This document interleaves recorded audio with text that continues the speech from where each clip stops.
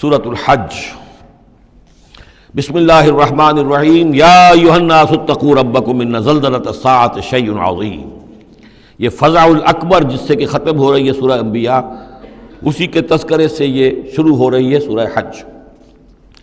اے لوگو ڈرو اپنے رب سے، تقوی اختیار کرو اپنے رب کا، یقیناً قیامت کا زلزلہ بہت بڑی شے ہوگا۔ یوم ترونہا، جس دن کہ تم اس کو دیکھو گے، تذہل کل مرضعۃ عما ارضعت، بھول جائے گی ہر دودھ پلانے والی جسے وہ دودھ پلاتی تھی۔ یعنی واقعہ یہ ہے کہ حیوانات میں جو بھی دودھ پلانے والا کوئی جانور بھی ہو تو اسے بھی اپنے بچوں کے ساتھ جو انس ہوتا ہے، اور خاص طور پر انسانوں میں پھر ماں کی محبت اور شفقت اور ممتا جو ہے وہ اپنی جان دینے کو تیار ہوتی ہے، اپنے بچے کی آنچ نہیں آنے دیتی۔ لیکن وہ سخت ایسا دن ہوگا، ایسی سختی ہوگی کہ دودھ پلانے والیاں اپنے دودھ پیتے بچوں کو بھول جائیں گی۔ وَتَضَعُ كُلُّ ذَاتِ حَمْلٍ حَمْلَهَا، اور دہشت کا عالم یہ ہوگا کہ ہر حاملہ کا حمل گر جائے گا۔ وَتَرَى النَّاسَ سُكَارَىٰ، اور تم دیکھو گے لوگوں کو کہ جیسے نشے میں ہیں، اس طرح کی ایک کیفیت ان پر طاری ہوگی، ایسے بے سدھ سے نظر آئیں گے جیسے کہ گویا کہ نشے میں، وَمَا هُم بِسُكَارَىٰ، حالانکہ وہ کسی نشے میں نہیں ہیں، وَلَٰكِنَّ عَذَابَ اللَّهِ شَدِيدٌ، بلکہ اللہ کا عذاب بہت سخت ہے، اللہ کی طرف سے بڑی سخت یہ گھڑی آنے والی ہے، جس سے کہ اللہ تعالیٰ اپنے مومن صادق بندوں کو بچا لے گا، جس کی صراحت ہے حدیث کے اندر۔ وَمِنَ النَّاسِ مَن يُجَادِلُ فِي اللَّهِ بِغَيْرِ عِلْمٍ، لوگوں میں سے ایسے بھی ہیں جو اللہ کے بارے میں جھگڑتے ہیں، اللہ کی آیات کے بارے میں جھگڑتے ہیں، قرآن مجید کے احکام کے بارے میں جھگڑتے ہیں، جبکہ حال یہ ہے بغیر علم، نہ ان کے پاس کوئی علم ہے، وَيَتَّبِعُ كُلَّ شَيْطَانٍ مَرِيدٍ، اور وہ پیروی کر رہے ہوتے ہیں، صاف نظر آتا ہے کہ ہر سرکش شیطان کی پیروی کر رہے ہیں، ان کے عمل کو دیکھو تو مغرب کی نقالی کر رہے ہیں، ان کی ہر ایک چیز کی جو ہے انہوں نے اپنی زندگی میں اختیار کی ہوئی ہے، پورا جو ہے مغربی ان کے اوپر تہذیب کا غلبہ ہے، ساری اقدار، لیکن باتیں بڑھائیں گے قرآن کی طرف سے اور حدیث کی طرف سے، اور انکار حدیث ہے اور فلاں یہ ہے، اور قرآن کا تو نتیجہ یہ نکلتا ہے، وہ نہیں نکلتا ہے، اور یہ اجتہاد کیا جانا چاہیے، اور قرآن مجید جو ہے یہ تو اب کتاب جو ہے بوسیدہ ہو گئی ہے۔ یہ باتیں بھی کہی گئی ہیں کہ کوئی ایسا بھی ہمارا جو نظام ہونا چاہیے اجتہاد کا جو قرآن مجید کو بھی اوور رول کر سکے۔ یہ باقاعدہ رائے موجود ہے کہ قرآن مجید میں بھی جو صریح احکام آئے ہیں وہ بھی ایک خاص قوم کے لیے، خاص وقت کے لیے تھے، یہ ہمیشہ کے لیے نہیں ہے۔ تو بڑے بڑے دانشور، بڑے بڑے جو اسکالرز ہیں، بڑی بڑی ڈگریاں ان کے پاس ہیں، میک گل سے لے کر آئے ڈگریاں۔ ڈاکٹر فضل الرحمان صاحب آئے تھے تو میک گل سے ڈگری لے کر آئے تھے، جنہوں نے جو وحی کے بارے میں کہا تھا کہ یہ حضور کا بھی کلام کہا جا سکتا ہے، اس کو اللہ کا بھی کلام کہا جا سکتا ہے، باقی فرشتے کی کوئی حیثیت نہیں ہے۔ یہ ساری باتیں ڈاکٹر فضل الرحمان کہنے والے تھے۔ میک گل سے انہوں نے یہودیوں سے آ کر ڈگریاں حاصل کی تھی انہوں نے، اور انہوں نے جو بھی بہت سے اور دانشور بہت سے موجود ہیں اس وقت دنیا میں کہ جو ویسے سمجھے جاتے ہیں کہ بہت وہ اسلامی اسکالرز ہیں، ٹاپ کے اسکالرز ہیں، وائٹ ہاؤس میں بھی انہیں طلب کیا جاتا ہے۔ یہ جو سید حسین نصر ہیں، ایرانی ایک ہیں، اب وہ رہ گئے ہیں جن کا ڈنکا بج رہا ہے زیادہ، ورنہ پہلے یہ ہے کہ یہ دو تھے، سید حسین نصر بھی تھے اور ڈاکٹر فضل الرحمان بھی تھے پاکستان کے۔ لیکن وَمِنَ النَّاسِ مَن يُجَادِلُ فِي اللَّهِ بِغَيْرِ عِلْمٍ وَيَتَّبِعُ كُلَّ شَيْطَانٍ مَرِيدٍ كُتِبَ عَلَيْهِ، اس شیطان کے بارے میں تو یہ بات لکھ دی گئی ہے، طے کر دی گئی ہے، أَنَّهُ مَن تَوَلَّاهُ، کہ جو کوئی بھی اس کی دوستی اختیار کرے گا، فَأَنَّهُ يُضِلُّهُ، تو وہ اسے گمراہ کر کے رہے گا، وَيَهْدِيهِ إِلَىٰ عَذَابِ السَّعِيرِ، اور پہنچا کر رہے گا اسے اس جلانے والے دوزخ کے عذاب میں۔ یا ایھا الناس، اے لوگو، ان کنتم فی ریب من البعث، اگر تمہیں کوئی شک ہے کہ کیسے دوبارہ زندہ ہو جائیں گے، کیسے اٹھا لے گا اللہ تعالیٰ، کوئی تمہیں اشکال پیدا ہوتا ہے تو لو ہم تمہیں ایک مثال سے سمجھاتے ہیں۔ فَإِنَّا خَلَقْنَاكُم مِّن تُرَابٍ، سوچو ہم نے تمہیں مٹی سے پیدا کیا، اس لیے کہ باپ کے بھی جسم میں اگر نطفہ بنا ہے، منی بنی ہے، کہاں سے بنی ہے؟ خیر غذا کہاں سے آئی تھی اس کی؟ ساری غذا تو مٹی سے آئی ہے، زمین سے آئی ہے، یہیں سے آئی ہے، وہ منرلز ہیں، وہ سب کچھ ہیں، گوشت کھایا ہے تو بکری نے جو کہاں سے غذا لی تھی؟ زمین سے لی تھی۔ تو تمہاری جو تخلیق ہے سب کی ابتدا میں جو ہے وہ مٹی سے ہے، من تراب ثم من نطفۃ، پھر وہ نطفے کی ایک شکل بنی، ثم من علقۃ، پھر تم ایک علقہ کی شکل میں تھے۔ اس علقہ کے بارے میں بعد میں عرض کروں گا، ابھی میں اس کا کوئی ترجمہ نہیں کر رہا۔ اس کا ترجمہ عام طور پر جو جمع ہوا خون کیا جاتا ہے، یہ ترجمہ صحیح نہیں ہے۔ ثم من مضغۃ، پھر یہ کہ وہ ایک لوتھڑے کی طرح تھا، گوشت کا ایک لوتھڑا سا تھا، مخلقۃ غیر مخلقۃ، پہلے اس پہ کوئی نشانات تھے ہی نہیں، پھر اس لوتھڑے کے اوپر نشانات آنے شروع ہوئے، معلوم ہوا کہ یہاں سے یہ بازو نکلیں گے، یہاں سے یہ ٹانگیں نکلیں گی، اسی کے اندر جو ہے یہ آثار شروع ہو گئے۔ لنبین لکم، تاکہ ہم تمہیں کھول کھول کر بیان کر دیں۔ یہ جو بھی سٹیجز ہیں، کہ جو ایمبریونک جو سٹیجز ہیں، اس میں واقعہ یہ کہ اس کے بارے میں کیتھل مور کا میں قول آپ کو سنا چکا ہوں، جو تعارف قرآن کا میرا لیکچر تھا، کہ ان چیزوں کے بارے میں حیران اور ششدر ہیں جو اس وقت ایمبریولوجی کے سب سے بڑے ماہر ہیں، جن کی ٹیکسٹ بکس دنیا کے اندر سب سے زیادہ مستند مانی جاتی ہے، کہ ہم حیران ہیں کہ یہ ساری چیزیں قرآن مجید نے کیسے کہی ہیں، اور یہ بالکل ایگزیکٹ جو ہے تعبیر ہے ان سٹیجز کی، کہ جو رحم مادر میں انسانی جنین جن سٹیجز سے گزرتا ہے اس کی اس سے زیادہ صحیح تعبیر ہو نہیں سکتی۔ وَنُقِرُّ فِي الْأَرْحَامِ مَا نَشَاءُ، یہی مضمون چونکہ دوبارہ پھر آئے گا سورہ مومنون کے پہلے رکوع میں، تو میں وہاں اس کے بارے میں تفصیل سے عرض کروں گا۔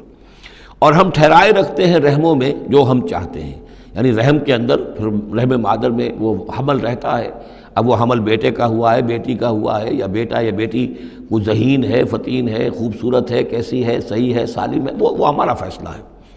نقر فی الارحام ما نشاء الی اجل مسمى، ہم ٹھہرائے رکھتے ہیں رحموں میں جو ہم چاہتے ہیں ایک وقت معین تک، ثم نخرجکم طفلا، پھر ہم تمہیں نکالتے ہیں، وہ تم چھوٹے سے بچے ہوتے ہو، ثم لتبلغوا اشدکم، پھر تم اپنی پوری جوانی کو پہنچتے ہو، قوت کو پہنچتے ہو، ومنکم من یتوفی، تم میں سے وہ بھی ہیں کہ جو پہلے ہی ان کا انتقال ہو جاتا ہے، انہیں قبض کر لیا جاتا ہے، انہیں اللہ تعالیٰ لے جاتا ہے، ومنکم من یرد الی ارذل العمر، اور تم میں سے ایسے بھی ہوتے ہیں جو بڑی ہی نکمی ضعیفی کی عمر کو پہنچ جاتے ہیں، لکی لا یعلم من بعد علم شیئا، کہ پھر وہ نہ جانے سب کچھ جاننے کے باوجود کچھ بھی۔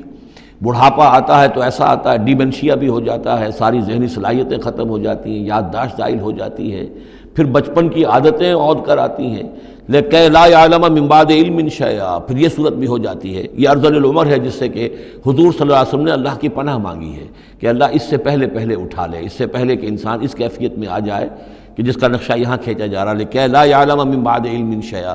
بڑا سقراط تھا، بقراط تھا، کچھ تھا، لیکن اب کیا ہو گیا ہے اس کو دیکھیے۔ وَمِنْكُمْ مَنْ يُرَدُّ إِلَىٰ أَرْذَلِ الْعُمُرِ، ان کے لیے دعا کر لیجیے، اللہم اغفر لہ وارحمہ وادخلہ فی رحمتک وحاسبہ حسابا یسیرا۔ ان سے ایک بہت بڑی خطا ہوئی ہے، رجم کی سزا کے بارے میں میں سورہ نور میں عرض کروں گا، لیکن اللہ تعالیٰ تمام خطاؤں کو معاف فرمانے والا ہے۔ اللہم اغفر لہ وارحمہ وادخلہ فی رحمتک وحاسبہ حسابا یسیرا، اللہم نور مرقدہ واکرم منزلہ والحقہ بعبادک الصالحین، آمین یا رب العالمین۔ وَمِنْكُمْ مَنْ يُتَوَفَّى وَمِنْكُمْ مَنْ يُرَدُّ إِلَىٰ أَرْذَلِ الْعُمُرِ لِكَيْ لَا يَعْلَمَ مِنْ بَعْدِ عِلْمٍ شَيْئًا وَتَرَى الْأَرْضَ، اب ایک تو نقشہ کھینچا انسانی زندگی کا، اس آپ مٹی سے چل کر تم کہاں سے کہاں پہنچ گئے، پھر فوت ہو کے پھر مٹی بن جاتے ہو۔ یہ جس کی یہ قدرت ہے، جس کی یہ خلاقی ہے، جو اس سارے نظام کو لے کر چل رہا ہے، تمہیں اس کے بارے میں کوئی شک ہے؟ اس کی قدرت کے بارے میں کوئی تمہیں یہ شبہ وارد ہو سکتا ہے کہ وہ دوبارہ پیدا نہیں کر سکتا؟ اچھا ایک اور مثال لے لو، وَتَرَى الْأَرْضَ حَامِدَةً، تم دیکھتے ہو زمین کو کہ پڑی ہوئی ہے، بے آب و گیا، خشک اور ویران، کئی زندگی کے آثار نہیں۔ فَإِذَا أَنزَلْنَا عَلَيْهَا الْمَاءَ اهْتَزَّتْ وَرَبَتْ، پھر جب ہم اس پر پانی برساتے ہیں تو وہ تازہ ہو جاتی ہے، اہتزاز، اور وہ اس میں جنبش ہو جاتی ہے، اہتزت۔ یہتزو جو آیا یہ لفظ پہلے ہم پڑھ چکے ہیں کہ جب حضرت موسیٰ کا عصا زمین پر انہوں نے رکھا تو وہ تو اب ہلنے لگا، حرکت کرنے لگا جیسے کہ سانپ حرکت کرتا ہے۔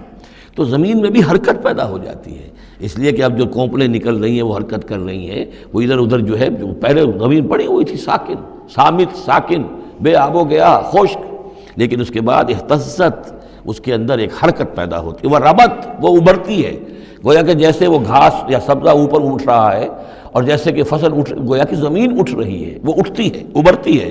وَأَنبَتَتْ مِنْ كُلِّ زَوْجٍ بَهِيجٍ، اور ہر طرح کی قسم قسم کی تر و تازہ چیزیں جو ہیں وہ اگا دیتی ہے زمین۔ تو ذرا سوچو، زمین مردہ تھی، اللہ نے زندہ کر دیا۔ تمہارا اپنا معاملہ یہ ہے کہ مٹی سے لے کر اور تمہارے ایک انسان پورے بننے تک، یہ پھر کیسے شک کرتے ہو؟ تمہیں اللہ تعالیٰ کی قدرت میں بھی کوئی شک نہیں ہونا چاہیے۔ یہ تمہاری زندگی کا سائیکل چل رہا ہے اور یہ نباتاتی سائیکل چل رہا ہے ساتھ کے ساتھ، یہ چند مہینے کا ہوتا ہے، یہ تمہارا جو ہے یہ 60 70 80 برس کا ہے، اس کے علاوہ تو کوئی فرق نہیں۔ ذالک بان اللہ هو الحق، یہ اس لیے ہے کہ اللہ تعالیٰ الحق ہے، اس کے حق ہونے میں، برحق ہونے میں کسی شک و شبے کی گنجائش نہیں۔ وَأَنَّهُ يُحْيِي الْمَوْتَى، اور یہ کہ وہ مردہ کو زندہ کرتا ہے، مردہ کو زندہ کرے گا۔ زمین تمہارے سامنے مردہ پڑی ہوتی ہے اور زندہ ہو جاتی ہے۔ وَأَنَّهُ عَلَىٰ كُلِّ شَيْءٍ قَدِيرٌ، اور یہ کہ وہ تو ہر چیز پر قادر ہے۔ وَأَنَّ السَّاعَةَ آتِيَةٌ، اور یہ کہ قیامت آ کر رہنی ہے، لا ریب فیہا، اس میں کسی شک و شبے کی گنجائش نہیں۔ وَأَنَّ اللَّهَ يَبْعَثُ مَن فِي الْقُبُورِ، اور یقیناً اللہ تعالیٰ اٹھائے گا ان کو جو قبروں کے اندر ہے، بعث بعد الموت ہو کر رہے گا۔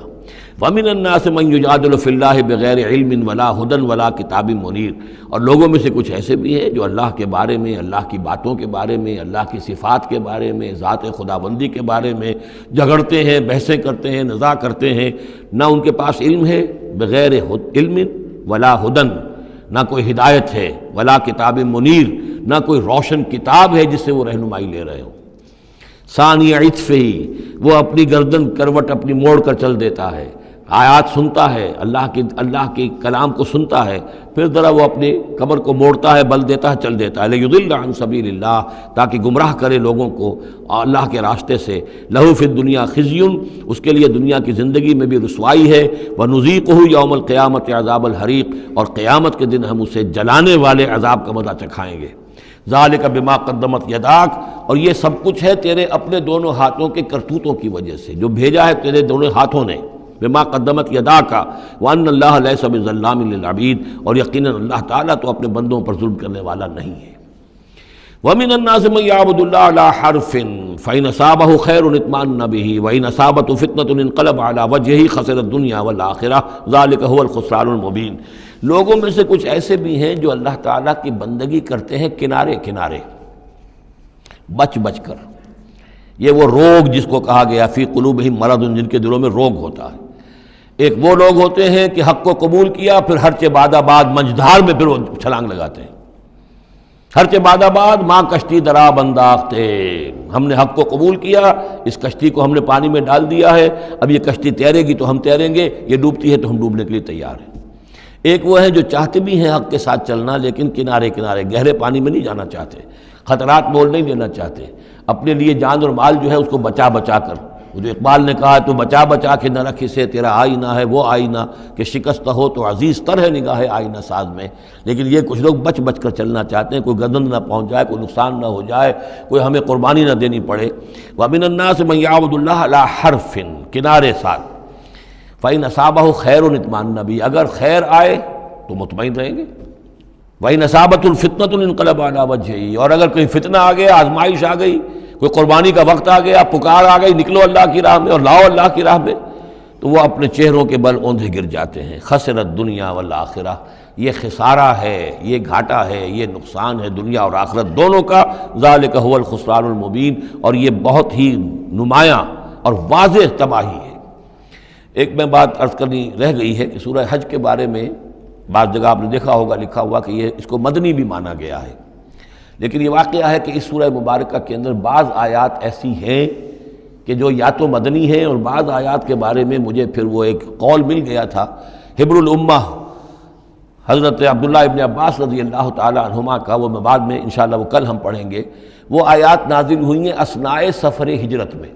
ظاہر بات ہے کہ جب حضور مکے سے نکل آئے ہیں اور جا رہے ہیں تو کتنے دن لگے ہیں، کوئی وہ چند گھنٹے کا، ایک گھنٹے کی فلائٹ تو نہیں تھی کہ جو ہوائی جہاز سے آپ چلے گئے ہوں، آدھے گھنٹے کی فلائٹ ہے کل، نہیں، لیکن یہ کوئی وقت لگا۔ اس میں بھی جو آیات نازل ہوئی ہیں، اور اس صورت میں کئی آیات ایسی ہیں کہ جن کی بڑی گہری مشابہت آپ کو مل جائے گی سورہ بقرہ کی آیات کے ساتھ۔ چنانچہ شہادت علی الناس والی آیت بھی اس صورت میں بھی ہے، سورہ بقرہ میں بھی ہے، لیکون الرسول شہیدا علیکم وتکونوا شہداء علی الناس، یہ آپ کو سورہ حج کے آخر میں ملے گی۔ جہاد کا لفظ بھی اس صورت مبارکہ میں ملے گا۔ یہ آیت بھی آپ غور کریں گے تو سورہ بقرہ کے دوسرے رکوع میں جو مثال آئی تھی، منافقین کا حال یہ ہے، او کصیب من السماء فیہ ظلمات ورعد وبرق یجعلون اصابعهم فی آذانہم من الصواعق حذر الموت واللہ محیط بالکافرین۔ تو یہ جب بجلی جب چمکتی ہے، کوئی روشنی نظر آتی ہے، چل پھر لیتے ہیں، لیکن اس کے بعد پھر جیسے ہی اندھیرا ہوتا ہے کھڑے رہ جاتے ہیں۔ تو بالکل وہی کیفیت ہے کہ جب ذرا حالات صحیح ہوئے، نارمل ہوئے، کوئی خطرہ نہیں، کوئی اندیشہ نہیں، کوئی مطالبہ نہیں، کوئی جنگ کی مہم جو ہے پیش نظر نہیں ہے، تو وہ بڑے چلت پھر دکھا رہے ہیں، حضور کے پاس آ رہے ہیں، باتیں کر رہے ہیں، گویا کہ وہ بھی اہل ایمان کے ساتھ ہیں۔ لیکن جب ذرا مشکل وقت آیا، اوندھے منہ گر پڑے۔ وَمِنَ النَّاسِ اللہ تعالیٰ ہمیں اس سے بچائے، اور دین اور ایمان کے ساتھ اور اللہ کے دین کو قائم کرنے کی جد و جہد میں مخلصانہ اور ہمہ تن ہمہ وجوہ اپنے آپ کو جھونک دینے کی ہمت عطا فرمائے۔ وَمِنَ النَّاسِ مَن يَعْبُدُ اللَّهَ عَلَىٰ حَرْفٍ فَإِنْ أَصَابَهُ خَيْرٌ اطْمَأَنَّ بِهِ وَإِنْ أَصَابَتْهُ فِتْنَةٌ انقلب عَلَىٰ وَجْهِهِ خَسِرَ الدُّنْيَا وَالْآخِرَةَ ذَلِكَ هُوَ الْخُسْرَانُ الْمُبِينُ۔ يَدْعُو مِن دُونِ اللَّهِ مَا لَا يَضُرُّهُ وَمَا لَا يَنفَعُهُ، یہ پکارتا ہے اللہ کے سوا ان کو جو نہ اسے کوئی ضرر پہنچا سکتی ہے نہ نفع۔ ذَلِكَ هُوَ الضَّلَالُ الْبَعِيدُ، یہی ہے بہت ہی گمراہی، دور کی گمراہی۔ يَدْعُو لَمَن ضَرُّهُ أَقْرَبُ مِن نَفْعِهِ، وہ پکارتا ہے اللہ کو، اس کو کہ جس کا ضرر جو ہے وہ اس کے نفع سے قریب تر ہے۔ اللہ کے سوا کسی کو پکارو گے تو نفع تو کوئی ہے نہیں، لیکن ضرر تو پہنچ گیا۔ لبیس المولا و لبیس العشیر، بہت ہی برا ہے وہ دوست اور بہت ہی برا ہے رفیق۔ ان اللہ یدخل الذین آمنوا وعملوا الصالحات جنات تجری من تحتها الانہار، یقیناً اللہ تعالیٰ داخل کرے گا ان لوگوں کو جو ایمان لائے اور جنہوں نے نیک عمل کیے ان باغات میں جن کے دامن میں ندیاں بہتی ہوں گی۔ ان اللہ یفعل ما یرید، یقیناً اللہ تعالیٰ کرتا ہے جو چاہتا ہے، جس چیز کا ارادہ کرتا ہے وہ کر گزرتا ہے۔ فعال لما یرید ہے۔ من کان یظن ان لن ینصرہ اللہ فی الدنیا والآخرۃ فلیمدد بسبب من السماء ثم لیقطع فلینظر هل یذهبن کیدہ ما یغیظ۔ یہ آیت مشکلات القرآن میں سے ہے، بہت سے مختلف انداز میں اس کی تعبیرات کی گئی ہیں، لیکن میرا دل ٹھکا ہے اسی تعبیر پر کہ جو موضح القرآن میں شاہ عبد القادر دہلوی رحمۃ اللہ علیہ نے کی ہے، اور میں اسی کو وضاحت کے ساتھ پیش کر رہا ہوں۔ جو شخص دین کے لیے خدمت کر رہا ہو، دین کے لیے لگا ہوا ہو کام کے اندر، داعی ہے یا اس کسی داعی کے ساتھ ہے، اب اس کے لیے یہ ہوتا ہے کہ ایک تو امید ہوتی ہے کہ اللہ کی مدد آئے گی، آج نہیں تو کل آئے گی، کل نہیں تو پرسوں آئے گی۔ اگر کسی وجہ سے انسان حالات کو دیکھ کر اتنا مایوس ہو جائے کہ اللہ کی مدد کی اسے امید نہ رہے، یہ چیز پھر اس کے لیے بہت بڑی ناکامی کا سبب بن جائے گی۔ امید پیوست رہ شجر سے امید بہار رکھ، اللہ سے مایوس نہیں ہونا چاہیے۔ نہ لا تقنطوا من رحمت اللہ، ٹھیک ہے دیر ہو جائے کوئی حرج نہیں، لیکن یہ کہ یہ اللہ کی مدد آئے گی، اللہ جو ہے نصرت فرمائے گا، اللہ تعالیٰ ہماری مدد کرے گا۔ والذین جاہدوا فینا لنہدینہم سبلنا، جو لوگ ہماری راہ میں محنت کریں گے، جد و جہد کریں گے، ہم لازماً انہیں اپنے راستے دکھائیں گے۔ یہ اللہ کا پختہ وعدہ ہے، ان وعدوں پر یقین رکھنا چاہیے۔ لا انک لا تخلف المیعاد، اے اللہ ہمیں یہ اندیشہ نہیں ہے کہ تو اپنا وعدہ پورا نہیں کرے گا، خلاف کرے گا، ہاں ہمیں اندیشہ ہوتا ہے کہ ہم تیرے وعدوں کے مصداق بن سکیں گے یا نہیں، ان کا مصداق بننے کی شرائط پوری کر سکیں گے کہ نہیں۔ یہ کیفیت بندے کی رہنی چاہیے، اللہ تعالیٰ کی مدد سے اور اللہ تعالیٰ کی نصرت سے مایوس کبھی نہیں ہونا چاہیے۔ تو اس کی ایک مثال دی ہے کہ اگر کوئی شخص کسی رسی کے ساتھ کہیں اوپر سے ایک رسی ہے اس نے پکڑا ہوا ہے، تو تب تک تو یہ کہ تھاما ہوا ہے، یہ اللہ تعالیٰ کے ساتھ ہے نا، حبل اللہ، یہ قرآن جو ہے القرآن حبل اللہ الممدود من السماء الی الارض، اسی طرح امید اللہ سے رکھنا، رجا رکھنا، یہ بھی گویا کہ ایک معنوی رسی ہے کہ جو اللہ تعالیٰ کے ساتھ ہمیں جوڑے ہوئے ہے۔ جب تک یہ رسی رہے گی ہمیں سہارا رہے گا، جب یہ رسی کاٹ دیں گے ہم، وہ امید منقطع کر دیں گے، تو سوائے اس کے اور کیا ہوگا کہ زمین پر رودے منہ گر جائیں گے۔ من کان یظن ان لن ینصرہ اللہ فی الدنیا والآخرہ، جس شخص کا یہ گمان ہو جائے کہ اللہ ہرگز مدد نہیں کرے گا اس کی دنیا میں اور نہ آخرت میں، فلیمدد بسبب من السماء، اسے چاہیے کہ ذرا ایک رسی آسمان کی طرف تانے، ثم لیقطع، پھر کاٹ دے، اسے توڑ دے، فلینظر هل یذهبن کیدہ ما یغیظ، پھر دیکھے کہ اس سے اس کا جو غصہ ہے اندر کا، اس میں جو مایوسی کی آگ جل رہی ہے اس میں کوئی کمی ہوئی؟ یعنی جب تک وہ رسی ہے کچھ نہ کچھ امید تو رہے گی، تو اس امید جو ہے اللہ پر اور اللہ کی نصرت اور اللہ کے وعدوں پر جو یقین ہے اس کو برقرار رکھو، یہ تمہیں سہارا دے گی۔ وَكَذَلِكَ أَنزَلْنَاهُ آيَاتٍ بَيِّنَاتٍ، اسی طرح ہم نے اتارا ہے اس قرآن کو روشن اور کھلی باتوں کی شکل میں۔ وَأَنَّ اللَّهَ يَهْدِي مَن يُرِيدُ، اور اللہ تعالیٰ ہدایت دیتا ہے جس کو چاہتا ہے، یا اللہ تعالیٰ ہدایت دیتا ہے جو چاہتا ہے کہ اس کو ہدایت ملے۔ ان الذین آمنوا والذین ہادوا والصابئین والنصارى، یقیناً وہ لوگ جو مسلمان ہیں، ایمان لائے ہیں محمد پر صلی اللہ علیہ وسلم، والذین ہادوا، اور جو یہودی ہوئے، والصابئین، اور جو صابی ہیں، والنصارى، اور جو یہ عیسائی ہیں، والمجوس، اور مجوس ہیں ایرانی، والذین اشرکوا، اور جن لوگوں نے شرک کی روش اختیار کی، ان اللہ یفصل بینہم یوم القیامہ، یقیناً اللہ فیصلہ کرے گا ان کے مابین قیامت کے دن۔ ان اللہ علی کل شیء شہید، یقیناً اللہ تعالیٰ ہر چیز پر خود گواہ ہے، ہر چیز اس کے سامنے نگاہوں میں موجود ہے۔ الم تری ان اللہ یسجد لہ من فی السماوات ومن فی الارض، یہ آیت بڑی عجیب ہے اس اعتبار سے کہ اس میں آپ تصور کریں گے تو اوپر سے نیچے کی طرف آ رہا ہے کیا تم نے دیکھا نہیں اللہ کے سامنے سربسجود ہے ہر وہ شے جو آسمان میں ہے اور وہ سب وہ چیزیں جو زمین میں ہیں، وہ تمام مخلوقات جو آسمان میں ہے اور وہ تمام مخلوقات جو زمین میں ہے، والشمس ہو اور سورج بھی سربسجود ہے، والقمر ہو اور چاند بھی، والنجوم ہو اور تارے بھی، پھر نیچے اتریے والجبال ہو اور پہاڑ، زمین پر سب سے اونچی چیزیں پہاڑ ہیں، والشجر ہو اور درخت، والدواب اور یہ تمام جو بھی چوپائے چل رہے ہیں زمین کے اوپر حیوانات، وَكَثِيرٌ مِّنَ النَّاسِ اور لوگوں میں سے بھی بہت سے، لوگوں میں سے تفریق ہے کہ کچھ باغی ہو گئے ہیں، باقی تو یہ ساری مخلوقات اللہ کے قانون کی پابند ہیں، قانون تکوینی کے اندر ہے، یہ اللہ کی بندگی کر رہی ہیں، یہ سجدے میں ہے، ہر شے اللہ کے سامنے سربسجود ہے۔ ہاں انسانوں کے اندر بغاوت بھی ہے، انسانوں میں سے کچھ لوگ وہ ہیں کہ جنہوں نے سورج کو پوجنا شروع کر دیا، سورج اللہ کو پوج رہا ہے اور وہ سورج کو پوج رہے ہیں، چاند کو پوجنا شروع کر دیا، درختوں کو پوجنا شروع کر دیا، جانوروں کو پوجنا شروع کر دیا، یہاں تک کہ اعضائے تناسل کو پوجنا شروع کر دیا۔ ہندوؤں کے اندر تو یہ بھی ہے، یہ پوجا ہوتی ہے۔ تو یہ ہے ان لوگوں کی گراوٹ۔ انسانوں میں سے اللہ تعالیٰ جس کو ہدایت دے دیتا ہے، معرفت حاصل ہو جاتی، پھر وہ اسی کے سامنے سربسجود ہوتے ہیں۔ وَكَثِيرٌ حَقَّ عَلَيْهِ الْعَذَابُ لیکن بہت سے ایسے ہیں کہ جو عذاب الہی کے مستحق ہو جاتے ہیں۔ وَمَن يُهِنِ اللَّهُ فَمَا لَهُ مِن مُكْرِمٍ اور جنہیں اللہ تعالیٰ ہی رسوا کر دے، ذلیل کر دے، اب اس کو عزت دینے والا کوئی نہیں ہے۔ جنہوں نے اپنے آپ کو ذلیل کیا، مخلوقات کے سامنے جھک گئے، انہوں نے ان کو اپنا معبود بنا لیا، جبکہ اللہ تعالیٰ کے سامنے سب ساری کی ساری مخلوقات جو ہے وہ تو اللہ کی بندگی میں ہے، اور اللہ نے تو اسے بنایا تھا خلیفۃ اللہ فی الارض، اسے مقام یہ عطا کیا تھا، مسجود ملائک بنایا تھا۔ اب جو اپنی اس تمام عظمت سے خود ہی مستعفی ہو گیا اور وہ مخلوقات کے سامنے جھک رہا ہے، فما لہ من مکرم تو پھر اسے اب اس کا اکرام کرنے والا اور اسے عزت دینے والا کوئی نہیں۔ ان اللہ یفعل ما یشاء یقیناً اللہ کرتا ہے جو چاہتا ہے۔ آیت سجدہ ہے، سجدہ کر لیجیے۔ ھذان خصمان اختصموا فی ربہم یہ دو گروہ ہیں ایک دوسرے کے مقابل میں جو اپنے رب کے بارے میں جھگڑ رہے ہیں۔ ایک وہ ہیں جو ایمان لے آئے ہیں۔ اب جیسا کہ میں نے عرض کیا یہ صورت ہے مکی، لیکن اس میں کچھ آیات شامل ہیں، یہ بھی ہو سکتا ہے کہ مدنی ہو، یہ بھی ہو سکتا ہے کہ اثناء سفر ہجرت میں نازل ہوئی، لیکن بحیثیت مجموعی یہ ہے تقریباً آخری دور کی، آخری زمانے کی صورت۔ ھذان خصمان اب ظاہر بات ہے مکے میں دو گروہ بالکل نمایاں ہو چکے تھے، ایک وہ جو حضور پر ایمان لائے اور ایک وہ کہ جو اڑے ہوئے ہیں۔ اختصموا فی ربہم یہ اپنے رب کے بارے میں جھگڑ پڑے ہیں۔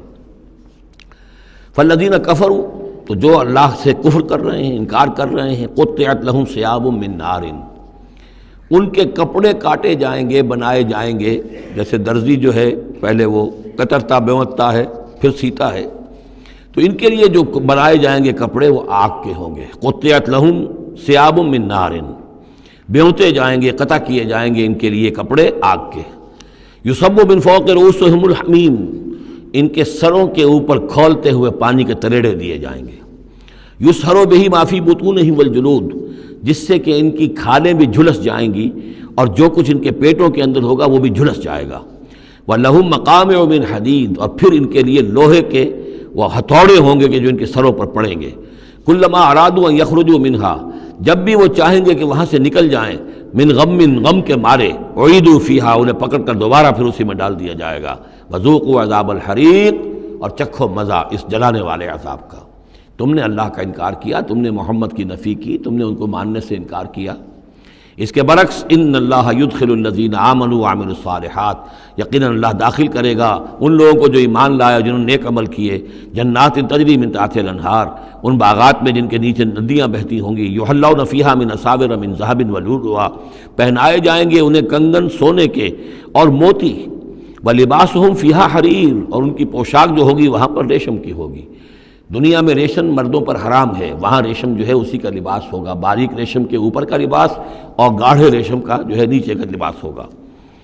وَہُدُوا إِلَى الطَّيِّبِ مِنَ الْقَوْلِ اور ان کو تو رہنمائی کر دی گئی ہے بہترین بات کی طرف۔ بہترین بات کیا ہے؟ کلمہ طیبہ لا الہ الا اللہ محمد رسول اللہ، یا سبحان اللہ والحمد للہ ولا الہ الا اللہ واللہ اکبر ولا حول ولا قوۃ الا باللہ۔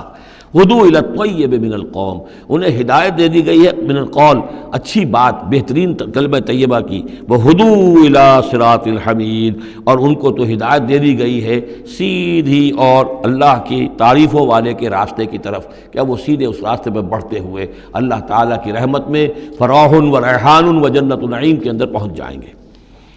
ان الذین کفروا یصدون عن سبیل اللہ ہے، یقیناً وہ لوگ جنہوں نے کفر کیا اور جو روک رہے ہیں لوگوں کو اللہ کے راستے سے، والمسجد الحرام ہے، اور مسجد حرام سے روک رہے ہیں۔ اب مسلمان یہاں سے جانے پر مجبور ہیں، یہ اس کے جوار بیت اللہ میں رہتے تھے، یہاں سے چھوڑ کر جانے پہ مجبور ہیں، بعد میں کتنے عرصے تک نہ وہ عمرہ کر سکے نہ حج کر سکے، تو جو ان کو اس مسجد حرام سے روک رہے ہیں، الذی جعلناہ للناس سواء العاکف فیہ والباد، اس گھر کو جو ابراہیم نے بنایا تھا، جس کو ہم نے تمام انسانوں کے لیے مساوی قرار دیا ہے، برابر ہیں یہاں پر، چاہے یہاں کے رہنے والے مقیم ہوں اور چاہے باہر سے آئیں۔ یہ اصطلاحات ہیں آفاقی اور مقیم۔ وہاں بیت اللہ میں، حرم میں کوئی فرق نہیں کیا جا سکتا حقوق میں۔ اب بھی میں سمجھتا ہوں کہ وہاں اس میں کوئی حرج شک نہیں ہے کہ حرم کے اندر کوئی فرق نہیں ہے۔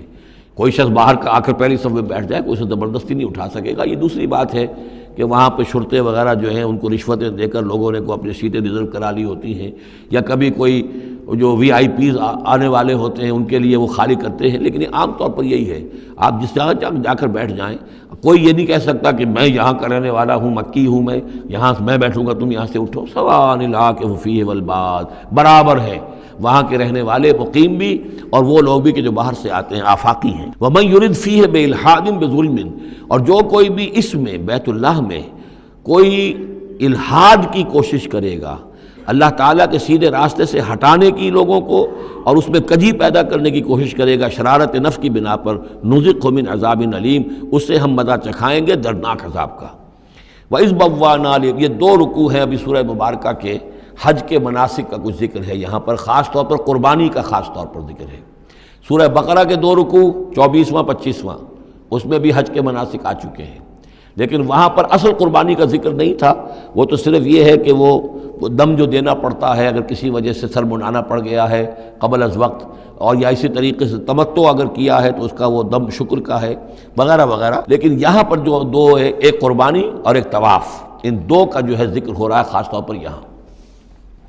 وَإِذْ بَوَّأْنَا لِإِبْرَاهِيمَ مَكَانَ الْبَيْتِ، اور جب ہم نے معین کر دی ابراہیم کے لیے اپنے گھر کی جگہ، بتا دی کہ یہ ہے وہ جگہ جس کے بارے میں میرا گمان یہ ہے کہ وہاں بنیادیں موجود تھیں حضرت آدم علیہ السلام کی بنائی ہوئی، لیکن اوپر سے دیواریں سب کی سب گر چکی تھیں اور سیلاب کی وجہ سے سارا اب وہاں کوئی آثار نہیں رہے تھے۔ اللہ تعالیٰ نے رہنمائی فرما کر ان کی نشاندہی کروا دی۔ اللہ تشرک بی شیئا، اور یہ حکم دے دیا گیا میرے ساتھ کسی شے کو شریک نہ کرنا، وطہر بیتیا، اور میرے اس گھر کو پاک رکھنا، للطائفین، طواف کرنے والوں کے لیے، والقائمین، اور قیام کرنے والوں کے لیے، کھڑے ہو کر نمازیں پڑھنے والوں کے لیے، والرکع السجود، اور رکوع کرنے والوں کے لیے اور سجود کرنے والوں کے لیے۔ یہ گویا کہ جیسے وہاں آیا تھا وَعَهِدْنَا إِلَىٰ إِبْرَاهِيمَ وَإِسْمَاعِيلَ أَن طَهِّرَا بَيْتِيَ لِلطَّائِفِينَ وَالْعَاكِفِينَ وَالرُّكَّعِ السُّجُودِ، تقریباً وہی آیت یہاں پر آئی ہے، صرف یہ کہ عاکف کی بجائے یہاں قائمین کا لفظ آیا ہے۔ وَأَذِّن فِي النَّاسِ بِالْحَجِّ، اور اے ابراہیم اب پکارو لوگوں کو، اذان دو، پکارو حج کے لیے۔ اب کیسے پکارا ہوگا، کیسے آپ نے یہ پیغام پہنچایا ہوگا، کہاں سے اللہ تعالیٰ نے ان کی آواز کو، ان کی پکار کو کہاں کہاں پہنچایا ہوگا، یہ اللہ تعالیٰ کا معاملہ ہے۔ یا تو کا رجالن، پکاریے لوگوں کو، حج کی دعوت دیجیے، آئیں گے وہ آپ کے پاس پیدل چل کر بھی، وعلیٰ کل ضامر، اور بڑی لاغر اونٹنیوں پر بھی، یعنی دور دراز سے آئیں گے تو سفر کی وجہ سے اونٹنیاں لاغر ہو چکی ہوں گی۔ یاتین من کل فج عمیق، جو یہاں پر پہنچیں گی وہ اونٹنیاں اور لوگ آئیں گے بڑی دور دراز کی راہوں سے، دور دراز کی، یہ فج کہتے ہیں پہاڑوں کے درمیان کے راستے کو، چونکہ یہ سارا پہاڑی علاقہ ہے تو نہ معلوم کہاں کہاں سے گہری وادیوں میں سے ہو کر لوگ جو ہیں پہنچتے ہیں۔ لیشہدوا منافع لہم، تاکہ یہ آئیں حاضر ہوں ان جگہوں پر کہ جو ان کے لیے منفعت کی جگہیں ہیں۔ وَيَذْكُرُ اسْمَ اللَّهِ فِي أَيَّامٍ مَعْلُومَاتٍ، اور اللہ کا نام لے معین دنوں کے اندر، یعنی قربانیاں دیں معین دنوں میں۔ 10ویں ذی الحجہ کی قربانی کا دن ہے، اس کے بعد جو ہے 11ویں کو بھی ہو سکتی ہے، 12ویں کو بھی ہو سکتی ہے، یا ایام معلومات ہیں۔ عَلَىٰ مَا رَزَقَهُم مِّن بَهِیمَةِ الْأَنْعَامِ، تو اللہ کا نام لیں ذبح کرتے ہوئے، اللہ کا نام لیں ان پر کہ جو ہم نے انہیں یہ چوپائے عطا کیے ہیں، مویشی دیے ہیں۔ فَكُلُوا مِنْهَا، تو ان کو ذبح کر کے ان کی قربانی دے کر اس میں سے خود بھی کھاؤ۔ وَأَطْعِمُوا الْبَائِسَ الْفَقِيرَ، اور جو برے حال میں ہو، فقیر محتاج جو بہت ہی خستہ حال ہے، اس کو بھی کھلاؤ۔ ثُمَّ لْيَقْضُوا تَفَثَّهُمْ، پھر یہ کرنے کے بعد پھر اپنے میل کچیل دور کرو، پھر احرام کھولنا ہوتا ہے، پھر یہ کہ وہ رن حت رمی ہوتی ہے، نہر ہوتا ہے، حلق ہوتا ہے، اور پھر طواف۔ چار یہ الفاظ جو ہیں یہ 10ویں تاریخ کے ہیں، 4 افعال، رمی اور نہر، پھر جا کر قربانی دینا، پھر یہ کہ حلق کر کے اور پھر یہ احرام کھل گیا، اب نہاؤ دھو میل کچیل جو بھی احرام کی وجہ سے صاف کرو، اچھے کپڑے پہنو اور پھر جاؤ اور طواف کرو، طواف زیارہ۔ ثم لیقضوا تفثهم، پھر چاہیے کہ وہ دور کریں اپنے میل کچیل، ولیوفوا نذورهم، اور جو بھی نذریں مانگی ہوئی ہوں ان کو پورا کریں، ولیطوفوا بالبیت العتیق، اور اب جا کر اس قدیم گھر کا طواف کریں۔ ذالک، یہ سن چکے، ومن يعظم حرمات اللہ فهو خیر له عند ربہ، اور جو کوئی اللہ تعالیٰ کی حرمتوں کی تعظیم کرے، یہ بیت اللہ الحرام ہے، یہ اشہر حرم ہے، یہ ساری چیزیں جو ہے اللہ تعالیٰ کی حرمتیں ہیں، حرمات اللہ ہیں، اللہ نے جس جس چیز کو کہ محترم قرار دیا ہے۔ سورہ مائدہ میں ہم پڑھ چکے ہیں، وہ جانور کے جو ہدی کے جانور ہیں وہ بھی محترم ہیں، جن کے گھروں میں گردنوں میں پٹے ڈال دیے گئے ہیں، معلوم ہے کہ یہ ہدیم بالغ الکعبہ جانے والے ہیں، وہ بھی محترم ہیں۔ عام مین البیت الحرام جو ہیں، جو لوگ حاجی جا رہے ہیں، ان کی بھی حرمت ہے۔ تو جو بھی من یعظم حرمات اللہ ہے، جو کوئی بھی اللہ تعالیٰ کی حرام کی ہوئی شے، محترم ٹھہرائی ہوئی چیزوں کی تعظیم کرے گا، فہو خیر لہ عند ربہ، تو وہ اسی کے لیے بہتر ہوگا، اس کا اجر و ثواب اسے ملے گا اپنے رب کے پاس۔ وَأُحِلَّتْ لَكُمُ الْأَنْعَامُ إِلَّا مَا يُتْلَىٰ عَلَيْكُمْ، اور حلال کر دیے گئے تمہارے لیے سارے چوپائے سوائے اس کے جو تم کو سنا دیا گیا ہے، یعنی یہ کہ خنزیر کا معاملہ ہے، اس کو حرام کر دیا گیا ہے، باقی بکری ہے، بھیڑ ہے، گائے ہے، بیل ہے، اونٹ ہے، ان سب کو اللہ کی راہ میں تو اس کی قربانی ہو سکتی ہے۔ فَاجْتَنِبُوا الرِّجْسَ مِنَ الْأَوْثَانِ، تو پھر تم بچو، ان بتوں کی گندگی سے بچو۔ یہ ہے اصل میں بچنا جو ہے وہ سب سے پہلے شرک، اور وہاں پر سب سے بڑا شرک جو ہے وہ بت پرستی کا ہو رہا تھا۔ وَاجْتَنِبُوا قَوْلَ الزُّورِ، اسی طریقے سے جھوٹ کہنے سے، جھوٹ بات سے بھی بچو۔ حنفاء للہ، یکسو ہو جاؤ اللہ کی طرف، یکسو اسی کے بندے بن جاؤ، غیر مشرکین بہ، اس حال میں کہ اس کے ساتھ کسی بھی اعتبار سے شرک نہ ہو، کسی پہلو سے، کسی اعتبار سے، ذات میں، صفات میں، حقوق میں، اختیارات میں، کہیں بھی کوئی شرک کا شائبہ نہ آنے پائے۔ ومن یشرک باللہ، اور جو کوئی اللہ کے ساتھ شرک کرے گا، فکأنما خر من السماء، تو وہ تو ایسے ہے جیسے وہ رسی کٹ گئی اور اب وہ زمین کے اوپر گر پڑا، زمین کی طرف جا رہا ہے آسمان سے۔ کوئی شخص ہے جو آسمان سے کسی بلند چیز سے کسی رسی کے ساتھ لٹکا ہوا ہے، وہاں سے گر گیا یا رسی کٹ گئی، اب جو گر رہا ہے فکأنما خر من السماء فتخطفه الطیر، اب یا تو یہ کہ وہ جو پرندے ہیں وہ اسے اچک کر لے جائیں، کوئی باز آئے اور پکڑ کر لے جائے، کوئی اور ہو، جو بھی یہ بڑے بڑے جانور ہوتے ہیں کہ جو شکار کرتے ہیں پرندوں کا، تخطفه الطیر، پرندے اس کو اڑا کر لے جائیں، اور تہوی بہ الریح، یا یہ کہ پھر ہوا ان کو لے جا کر گرائے فی مکان صحیح، کسی دور کی جگہ میں کوئی ہوا جو ہے جھونکا اس کو لے جائے اور کسی کھائی میں جا کر گرا دے۔ یہ معاملہ ہے اس شخص کا جو اللہ کے ساتھ شرک کرتا ہے، اس کے پاس کوئی سہارا نہیں رہا۔ اب توحید والا جو ہے وہ ایک سہارے پر قائم ہے، قول ثابت بالحیات الدنیا، یہ جو ہم ثبات عطا کرتے ہیں اہل ایمان کو، بالقول ثابت فی الحیات الدنیا، دنیا کی زندگی میں۔ ذالک، یہ تم نے سن لیا، یہ احکام تم نے سن لیے۔ ومن یعظم شعائر اللہ، پھر سن لو جو اللہ کے شاعر کی تعظیم کرے گا، فإنہا من تقوی القلوب، تو یقیناً یہ دلوں کے تقوی کی بات ہے۔ ان تمام چیزوں کی ہم پڑھ چکے ہیں سورہ بقرہ میں، ان الصفا والمروۃ من شعائر اللہ، بیت اللہ شعیرہ ہے اور وہ مقام ابراہیم شعیرہ ہے، صفا اور مروہ جو ہے شعیرہ ہیں۔ شعیر وہ چیز ہے کہ جس سے اللہ تعالیٰ کی بندگی کا شعور پیدا ہو، ان کے ساتھ وہ چیزیں وابستہ ہیں، وہ تاریخ ان کی ہے کہ جس کے حوالے سے پھر یہ کہ اللہ تعالیٰ کا شعور جو ہے انسان کے اندر پیدا ہوتا ہے، اس کی ذات کا، صفات کا۔ لکم فیہا منافع الی اجل مسمى، یہ جو جانور ہیں اس کی قربانی کے، تمہارے لیے ان میں نفع ہے ایک اجل مسمى تک، یعنی یہ نہیں ہے کہ قربانی کا جانور ہے تو اس کے اوپر سواری نہیں کر سکتے، سواری کر سکتے ہو۔ قربانی کا جانور ہے تو اس کا دودھ پی سکتے ہو، اگر وہ گائے ہے درمیان میں اگر کوئی دودھ ہے یا بکری ہے لے کے جا رہے ہو تو اس کا دودھ پی سکتے ہو۔ منافع الی اجل مسمى، ایک وقت معین تک کے لیے۔ ثم محلها الی بیت العتیق، پھر ان کا جو اصل مقام ہے جہاں انہیں لے جا کر پیش کر دینا ہے وہ ہے بیت العتیق، یعنی اللہ کا گھر۔ اللہ کا گھر کا جو منہر ہے پھر اس کو وسیع کر کے، اور منا کی وادی میں ایک بہت بڑی جگہ ہے، ورنہ اس سے پہلے جو ہے یہ مروہ کی جو پہاڑی ہے، صفا اور مروہ کے پاس جو ہے یہ قربان گاہ تھی، مروہ ہی سے وہ وادی شروع ہو جاتی ہے کہ جس پر کچھ آگے چل کر وہ منا کا پورا آتا ہے، اب یہ منہر جو ہے وہ ادھر ایکسٹینڈ کر دیا گیا ہے۔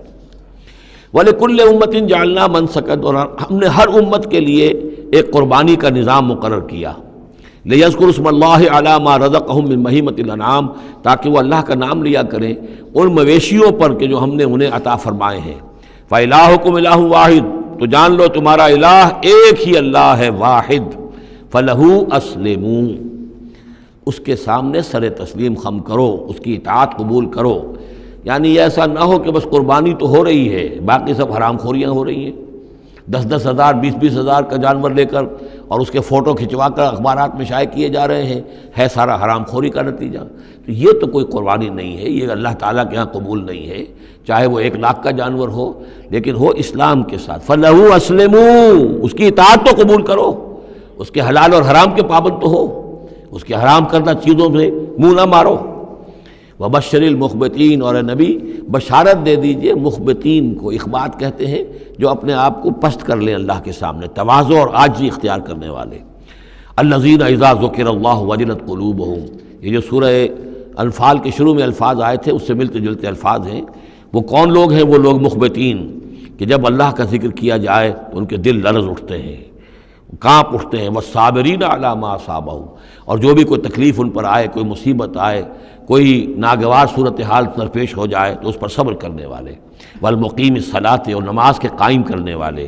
ومما رزقناہم ينفقون، اور جو کچھ ہم نے ان کو دیا ہے اس میں سے ہمارے لیے خرچ کرنے والے، ہماری رضا جوئی کے لیے، ہمارے دین کے لیے یا محتاجوں کے لیے انفاق کرنے والے۔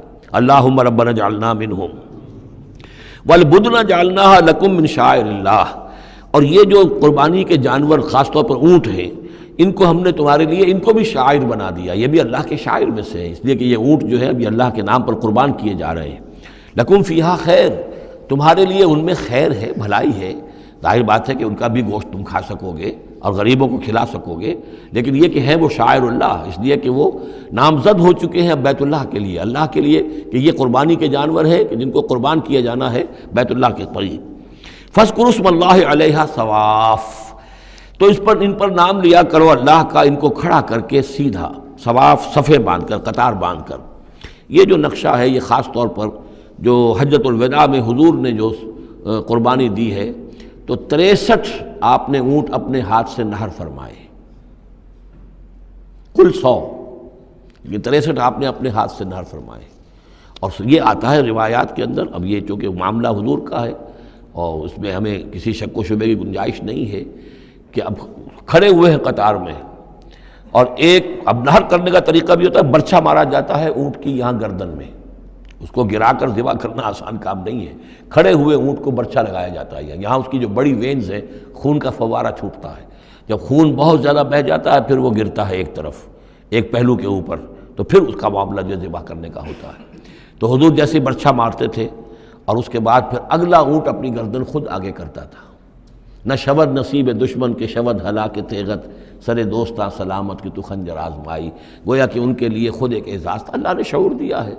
وہ تو جو ایک سوکھی ہوئی لکڑی تھی جس کا سہارا لے کر حضور صلی اللہ علیہ وسلم وہ آپ خطبہ دیا کرتے تھے جمعے کا، پھر جب ممبر بنا دیا گیا اب وہ اس لکڑی جو ہے اس کا آپ سہارا نہیں لے رہے، تو پہلا دن جب تھا کہ آپ نے اس کا سہارا نہیں لیا اور آپ ممبر پر کھڑے ہو کر آپ نے جب خطبہ دیا ہے تو اس سوکھی لکڑی میں سے ایسی آواز آ رہی تھی جیسے کوئی بچہ بلک بلک کر رو رہا ہو کہ میری یہ سعادت آج ختم ہو گئی ہے، مجھے جو سعادت نصیب تھی کہ محمد الرسول اللہ صلی اللہ علیہ وسلم میرا سہارا لیا کرتے تھے، مجھ پر ٹیک لگایا کرتے تھے، یہ مجھ سے جاتی رہی فضیلت، بلک بلک کر رو رہا ہے۔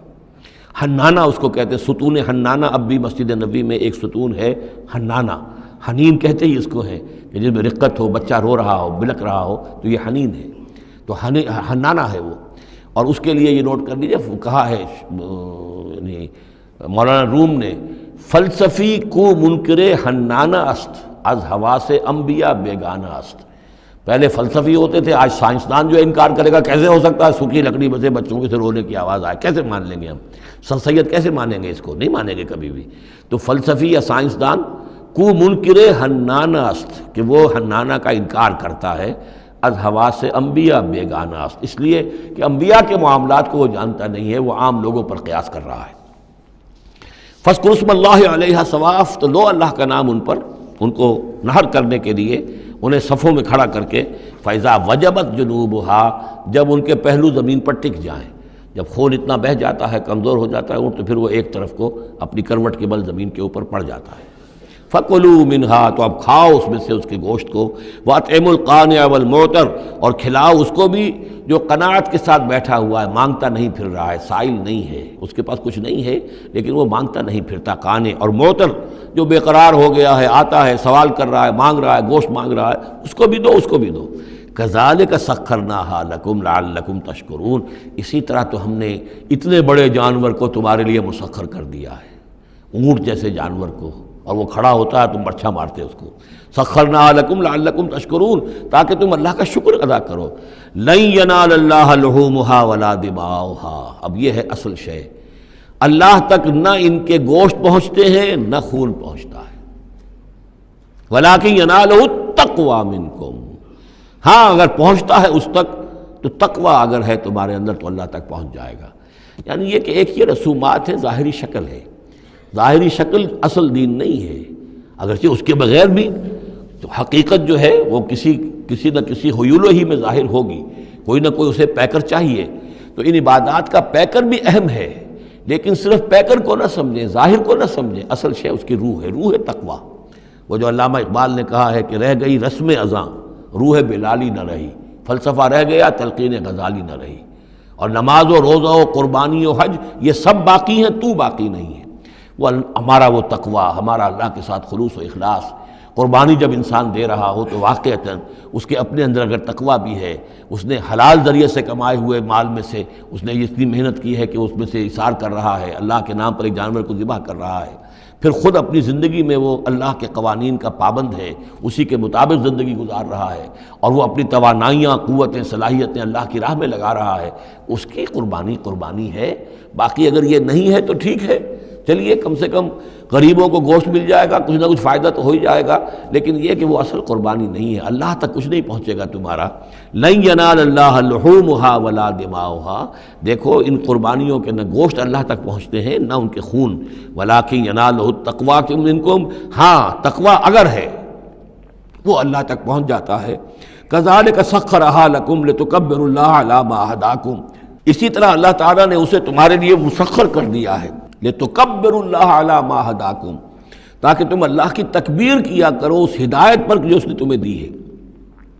دیکھیے دو عیدیں ہیں ہماری، عید الفطر جو رمضان کے بعد آتی ہے، ایک عید الاضحیٰ ہے جو حج کے ساتھ منسلک ہے، وہاں بھی ہم نے رمضان مبارک کے بارے میں جو آیات آئی ہیں سورہ بقرہ کے 23ویں رکوع میں، وہاں بھی لتکبروا اللہ علی ما ھداکم ولعلکم تشکرون۔ شہر رمضان الذی انزل فیہ القرآن ھدی للناس وبینات من الھدی والفرقان فمن شہد منکم الشہر فلیصمہ ومن کان مریضا او علی سفر فعدۃ من ایام اخر یرید اللہ بکم الیسر ولا یرید بکم العسر ولتکملوا العدۃ ولتکبروا اللہ علی ما ھداکم ولعلکم تشکرون۔ وہی الفاظ یہاں ہیں، لتکبروا اللہ علی ما ھداکم، تاکہ تم تکبیر کرو، اللہ کی تکبیر کرو۔ اسی لیے عیدین کے لیے جاتے آتے ہوئے تکبیر، اور اس کو بھی بڑا بلند آواز سے، جاتے آتے راستہ بدلنا، پھر نماز جو دوگانہ ہے عید کی اس میں اضافی تکبیرات ہیں، لتکبروا اللہ علی ما ھداکم ولعلکم تشکرون پر تو وہ آیت ختم ہوئی ہے، وبشر المحسنین، اور اے نبی ان لوگوں کو آپ بشارت دے دیجئے جو اسلام اور ایمان اور تقوی کی منزلیں طے کرتے ہوئے درجہ احسان تک پہنچنے کی کوشش کرتے ہیں اور پہنچ جاتے ہیں۔ اللہم ربنا اجعلنا منہم، اللہم ربنا اجعلنا منہم۔ ان اللہ یدافع عن الذین آمنوا ان اللہ لا يحب كل خوان کفور۔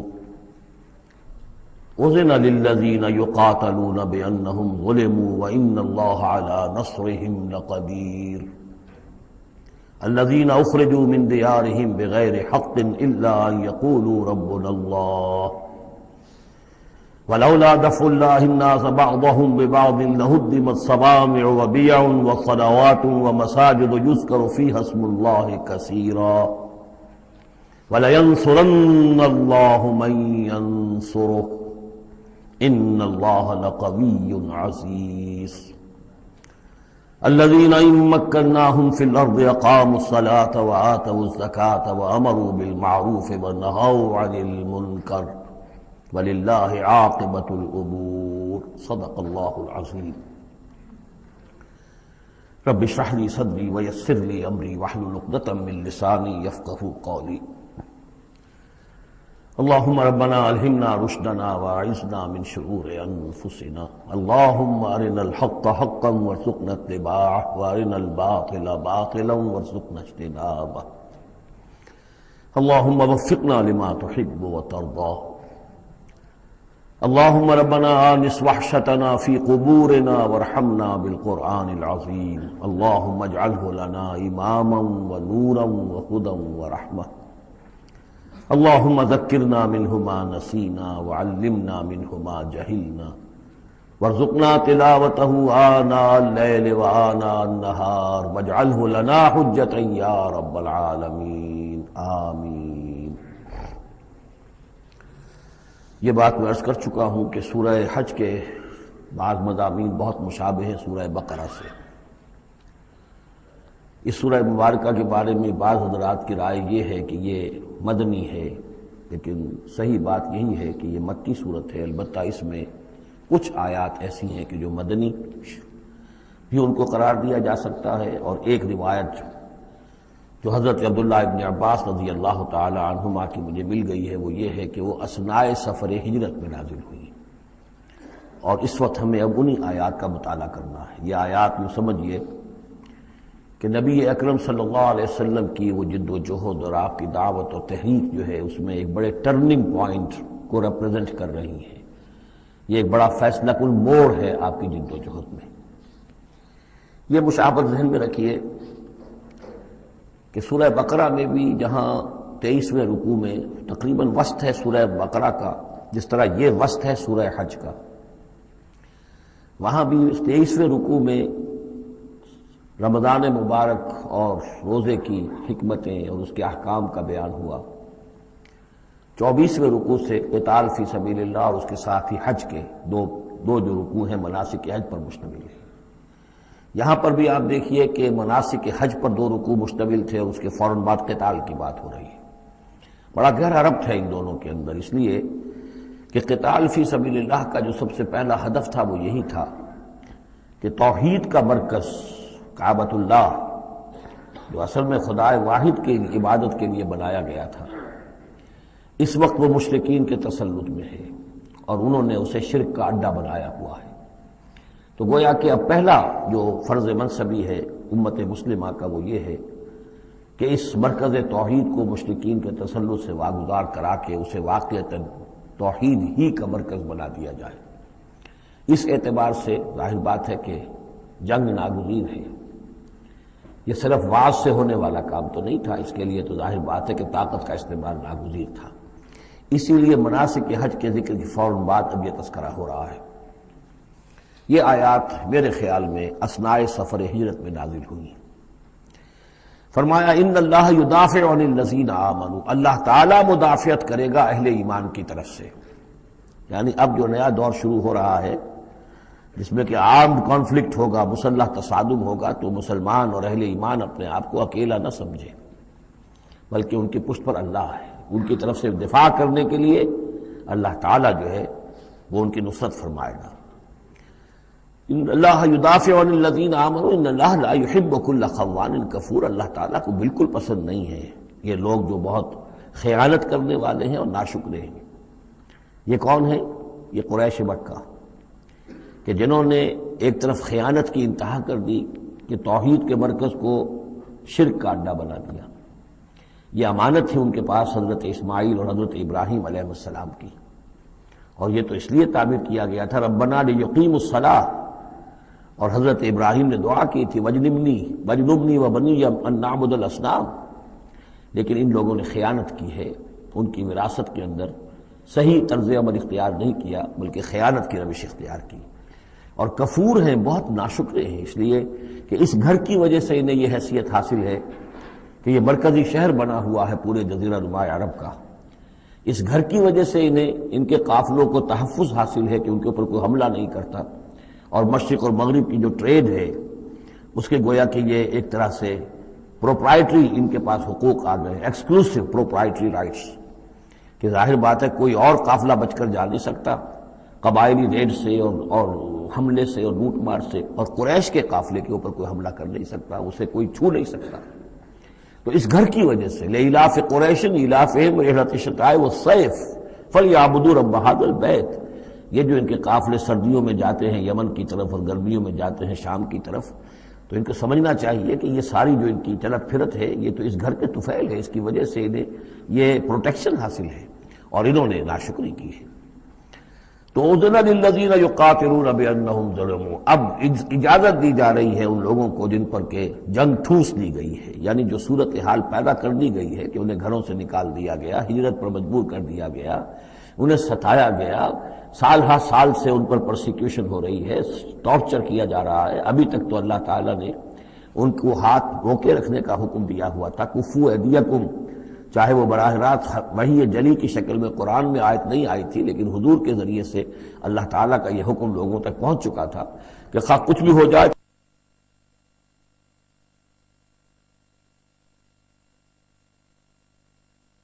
ان کے ہاتھ کھولے جا رہے ہیں۔ اذن للذین یقاتلون بانہم ظلموا، اب جو ان پر ظلم کیا گیا ہے اس کے سبب سے ان کو اجازت دی جا رہی ہے کہ اب وہ اینٹ کا جواب پتھر سے دے سکتے ہیں۔ وَإِنَّ اللَّهَ عَلَىٰ نَصْرِهِمْ لَقَدِيرٌ، اور دوبارہ پھر تاکید کے ساتھ کہہ دیا کہ ان کو اپنے آپ کو اکیلے نہ سمجھے، یقیناً اللہ تعالیٰ ان کی نصرت پر قادر ہے، ان کی مدد فرمائے گا۔ الَّذِينَ أُخْرِجُوا مِن دِيَارِهِمْ، وہ لوگ کہ جو اپنے گھروں سے نکال دیے گئے، یہ سب کون تھے؟ مہاجرین جو تھے، یہ مکے سے جو نکلنے پر مجبور کر دیے گئے، اہل و عیال کو چھوڑ کر نکلنے پر مجبور ہوئے۔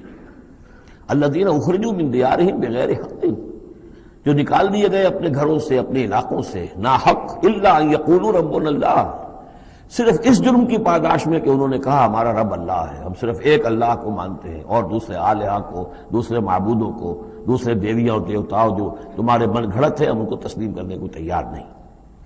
وَلَوْلَا دَفْعُ اللَّهِ النَّاسَ بَعْضَهُم بِبَعْضٍ، اور اگر اللہ تعالی بعض لوگوں کو بعض کے ذریعے سے دور نہ کرتا رہتا، یعنی زمین میں یہ مضمون آ چکا ہے، سورہ بقرہ کی آیت نمبر 251 میں بھی یہی مضمون آیا تھا، جب طالوت اور جالوت کی جنگ ہوئی تھی، اس کے بعد یہ بات آئی تھی کہ اللہ تعالیٰ وقتاً فوقتاً زمین کی صفائی کرتا رہتا ہے، کہ جو بڑے فاسد قسم کے لوگ ہوتے ہیں اور مفسد قسم کے لوگ ہوتے ہیں، فاسد کلچر ہوتا ہے، فاسد ثقافت ہو جاتی ہے، تو پھر کوئی نہ کوئی ایسی شکل ہوتی ہے کہ اللہ تعالیٰ ان کو ختم کر کے، ان کا استیصال کر کے، ان لوگوں کو کچھ لوگوں کے ذریعے سے دنیا سے نیست و نابود کر دیتا ہے۔ اگر ایسا نہ ہوتا رہتا، وہاں یہ الفاظ آئے تھے اگر ایسا نہ ہوتا رہتا تو لفسدت الارض، زمین میں تو فساد ہی فساد ہوتا۔ پھر یہاں فرمایا وَلَوْلَا دَفْعُ اللَّهِ النَّاسَ بَعْضَهُم بِبَعْضٍ لَهُدِّمَتْ صَوَامِعُ وَبِيَعٌ وَصَلَوَاتٌ وَمَسَاجِدُ يُذْكَرُ فِيهَا اسْمُ اللَّهِ كَثِيرًا، تو ڈھا دیے جاتے سارے خانقاہیں اور تکیے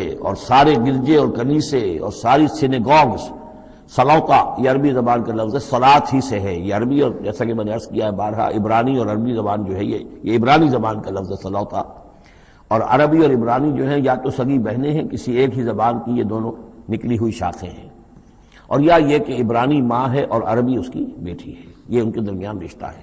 صلاۃ کا لفظ جو عربی میں آیا ہے اور قرآن مجید میں صلوتا یہ وہاں پر بھی موجود تھا۔ ہمارے ہاں سلام ہے، ان کا شلام ہے، تو فرق اتنا ہی ہے، وہ شین کے ساتھ اور وہ باغ اس کو گول کر کے شلام کہتے ہیں، باقی ہمارے یہاں سلام ہے، فرق کوئی خاص نہیں ہے۔ ان کا جو یوم کپور ہے وہ یوم کفارہ ہے، یوم یوں کا تو یوں یوم کی طرح ہے، کپور پے اور فے، جیسا کہ میں نے آپ کو بتایا تھا ذوالکفل میں پے فے کی جگہ ہو جاتی ہے، تو یوم کپور ہے ان کے ہاں، یوم کفارہ۔ تو یہ تقریباً تمام جو اصطلاحات ہیں وہ بہت ایک دوسرے کے قریب ہیں۔ تو اگر ایسا نہ ہوتا کہ اللہ تعالیٰ کچھ لوگوں کو کچھ لوگوں کے ذریعے سے اس دنیا سے نیست و نابود کرتا رہتا، تو پھر تو یہ کہ کوئی عبادت گاہیں دنیا میں قائم ہی نہ رہتی۔ ظاہر بات ہے اپنے اپنے وقت میں یہ تمام عبادت گاہیں خدا واحد کی عبادت کے لیے بنائی گئی تھی، ومساجد، اور مسجدیں یذکر فیہا اسم اللہ کثیرا، جن میں کہ اللہ تعالیٰ کا نام کثرت سے لیا جائے۔ وَلَيَنصُرَنَّ اللَّهُ مَن يَنصُرُهُ، یہ بہت اہم ہے، یہ آیت کا ٹکڑا، اور یہ ہر شخص کو یاد کر لینا چاہیے۔ لازماً اللہ مدد کرے گا ان کی جو اس کی مدد کرتے ہیں، اس میں زیادہ زور ہے وَلَيَنصُرَنَّ اللَّهُ، عربی زبان میں اس سے زیادہ تاکید کا اسلوب نہیں ہے. فعل مضارع سے پہلے لام زبر کے ساتھ، لام مفتوح، اور آخر میں نون مشدد تشدید کے ساتھ. افعلو یہ میں کروں گا، لافعلن میں لازماً کروں گا. یہ جو انداز ہے اس میں کوئی شک نہیں. وَلَيَنْصُرَنَّ اللَّهُ مَن يَنْصُرُهُ. لیکن دوسری بات یہ آئی کہ ظاہر بات ہے کہ یک طرفہ معاملہ نہیں ہے. تم اللہ کی مدد کرو گے تو اللہ تمہاری مدد کرے گا. تم اللہ کے باغیوں کے ساتھ دوستیوں کی پیلیں بڑھاؤ، اللہ کے دشمنوں کے ساتھ تمہاری جو ہے وفاداریاں ہوں، اور تم چاہو کہ اللہ تمہاری مدد کرے، یہ تو انہونی بات ہے. جیسے سورہ بقرہ میں ہم نے دیکھا تھا فاذکرونی اذکرکم، تم مجھے یاد رکھو میں تمہیں یاد رکھوں گا. اسی طرح وَلَيَنْصُرَنَّ اللَّهُ مَن يَنْصُرُهُ، لازماً اللہ مدد کرے گا ان کی. اسی سورہ مبارکہ میں ہم دیکھ چکے ہیں کہ اس کا یقین ہونا چاہیے بندہ مومن کو، اور یہ یقین اس کا بہت بڑا سہارا بنتا ہے، اس کے صبر کا اور ثبات کا اور استقامت کا. ورنہ یہ کہ اگر اس یقین، اس اللہ کی مدد کی امید کی رسی کو وہ کاٹ دے تو پھر اس کے لیے کوئی سہارا نہیں رہے گا. ان اللہ لقوی عزیز. اور پھر یہ کہ اللہ جو مدد کا وعدہ کر رہا ہے تو اللہ کوئی کمزور تو نہیں ہے، قوی ہے، زبردست ہے، توانا ہے، عزیز ہے، زبردست ہے. الذین ان مکناہم فی الارض، وہ لوگ جنہیں اگر ہم زمین میں تمکن عطا کر دیں. یہ وہی لفظ ہے کذالک مکننا لیوسف، سورہ یوسف میں 2 مرتبہ ہم پڑھ چکے ہیں. الذین ان مکناہم فی الارض، وہ لوگ کہ جنہیں اگر ہم زمین میں تمکن، قدرت، طاقت، غلبہ، حکومت، استیلاء عطا کر دیں تو وہ کیا کریں گے؟ اقاموا الصلاۃ، پہلا کام ہے نماز قائم کریں گے. یہی کام حضور نے کیا، جاتے ہی سب سے پہلے جمعہ قائم کیا، اور پھر یہ کہ مسجد نبوی کی تعمیر کی، پہلا کام. وآتوا الزکوٰۃ، اور زکوٰۃ ادا کریں گے. آتوا الزکوٰۃ، اور دیں زکوٰۃ. اقاموا الصلاۃ وآتوا الزکوٰۃ، اور دیں گے وہ زکوٰۃ. اور یہ کہ زکوٰۃ کا نظام قائم کیا جائے تاکہ جو بھی معاشرے کے اندر پسماندہ طبقات ہیں، جن کے ہاں احتیاج ہے، ان کا بھی کفالت کا بندوبست ہے. وَأَمَرُوا بِالْمَعْرُوفِ، اور وہ نیکی کا حکم دیں گے، وَنَہَوْا عَنِ الْمُنکَرِ، اور بدی سے روکیں گے. وَلِلَّهِ عَاقِبَةُ الْأُمُورِ، اور تمام معاملات کا بالکل آخری انجام تو ہے تو وہ تو ظاہر ہے کہ اللہ ہی کے ہاتھ میں ہے، اللہ کی قبضہ قدرت میں ہے. اس کو ہم یہ کہہ سکتے ہیں ایک اعتبار سے کہ گویا یہ نبی اکرم صلی اللہ علیہ وسلم کا مینیفیسٹو تھا. مینیفیسٹو ایک تو ہمارا آج کا تصور ہے کہ انتخابات میں جو پارٹیاں حصہ لیتی ہیں وہ اپنا اپنا پروگرام دیتی ہیں، لیکن اس سے علیحدہ کر دیجئے. لیکن چونکہ حضور، اگر یہ روایت صحیح ہے کہ یہ آیات نازل ہوئی ہیں جبکہ حضور تشریف لے جا رہے ہیں مکے سے مدینے کی طرف ہجرت کے سفر پر، تو اللہ کے علم میں ہے کہ اب آپ کا جو وہاں داخلہ ہونے والا ہے وہ تو ہوگا ایک بے تاج بادشاہ کی حیثیت سے. جاتے ہی آپ کو وہاں اللہ تعالیٰ کی طرف سے اختیار اور اقتدار مل جائے گا. تو جب یہ صورت ہوگی تو کیا کریں گے؟ ان کی پرائرٹیز کیا ہوں گی؟ تو جیسے کہ جب آپ نے کہا کرتی ہیں کہ ہماری حکومت بنے گی تو ہم یہ کریں گے، تو گویا کہ یہ ہے وہ ہمیشہ کے لیے اہل ایمان کا جو سمجھیے کہ اللہ تعالیٰ کی طرف سے دیا ہوا ان کا مینیفیسٹو ہے. الذین ان مکناہم فی الارض اقاموا الصلاۃ وآتوا الزکاۃ وامروا بالمعروف ونہوا عن المنکر وللہ عاقبۃ الامور.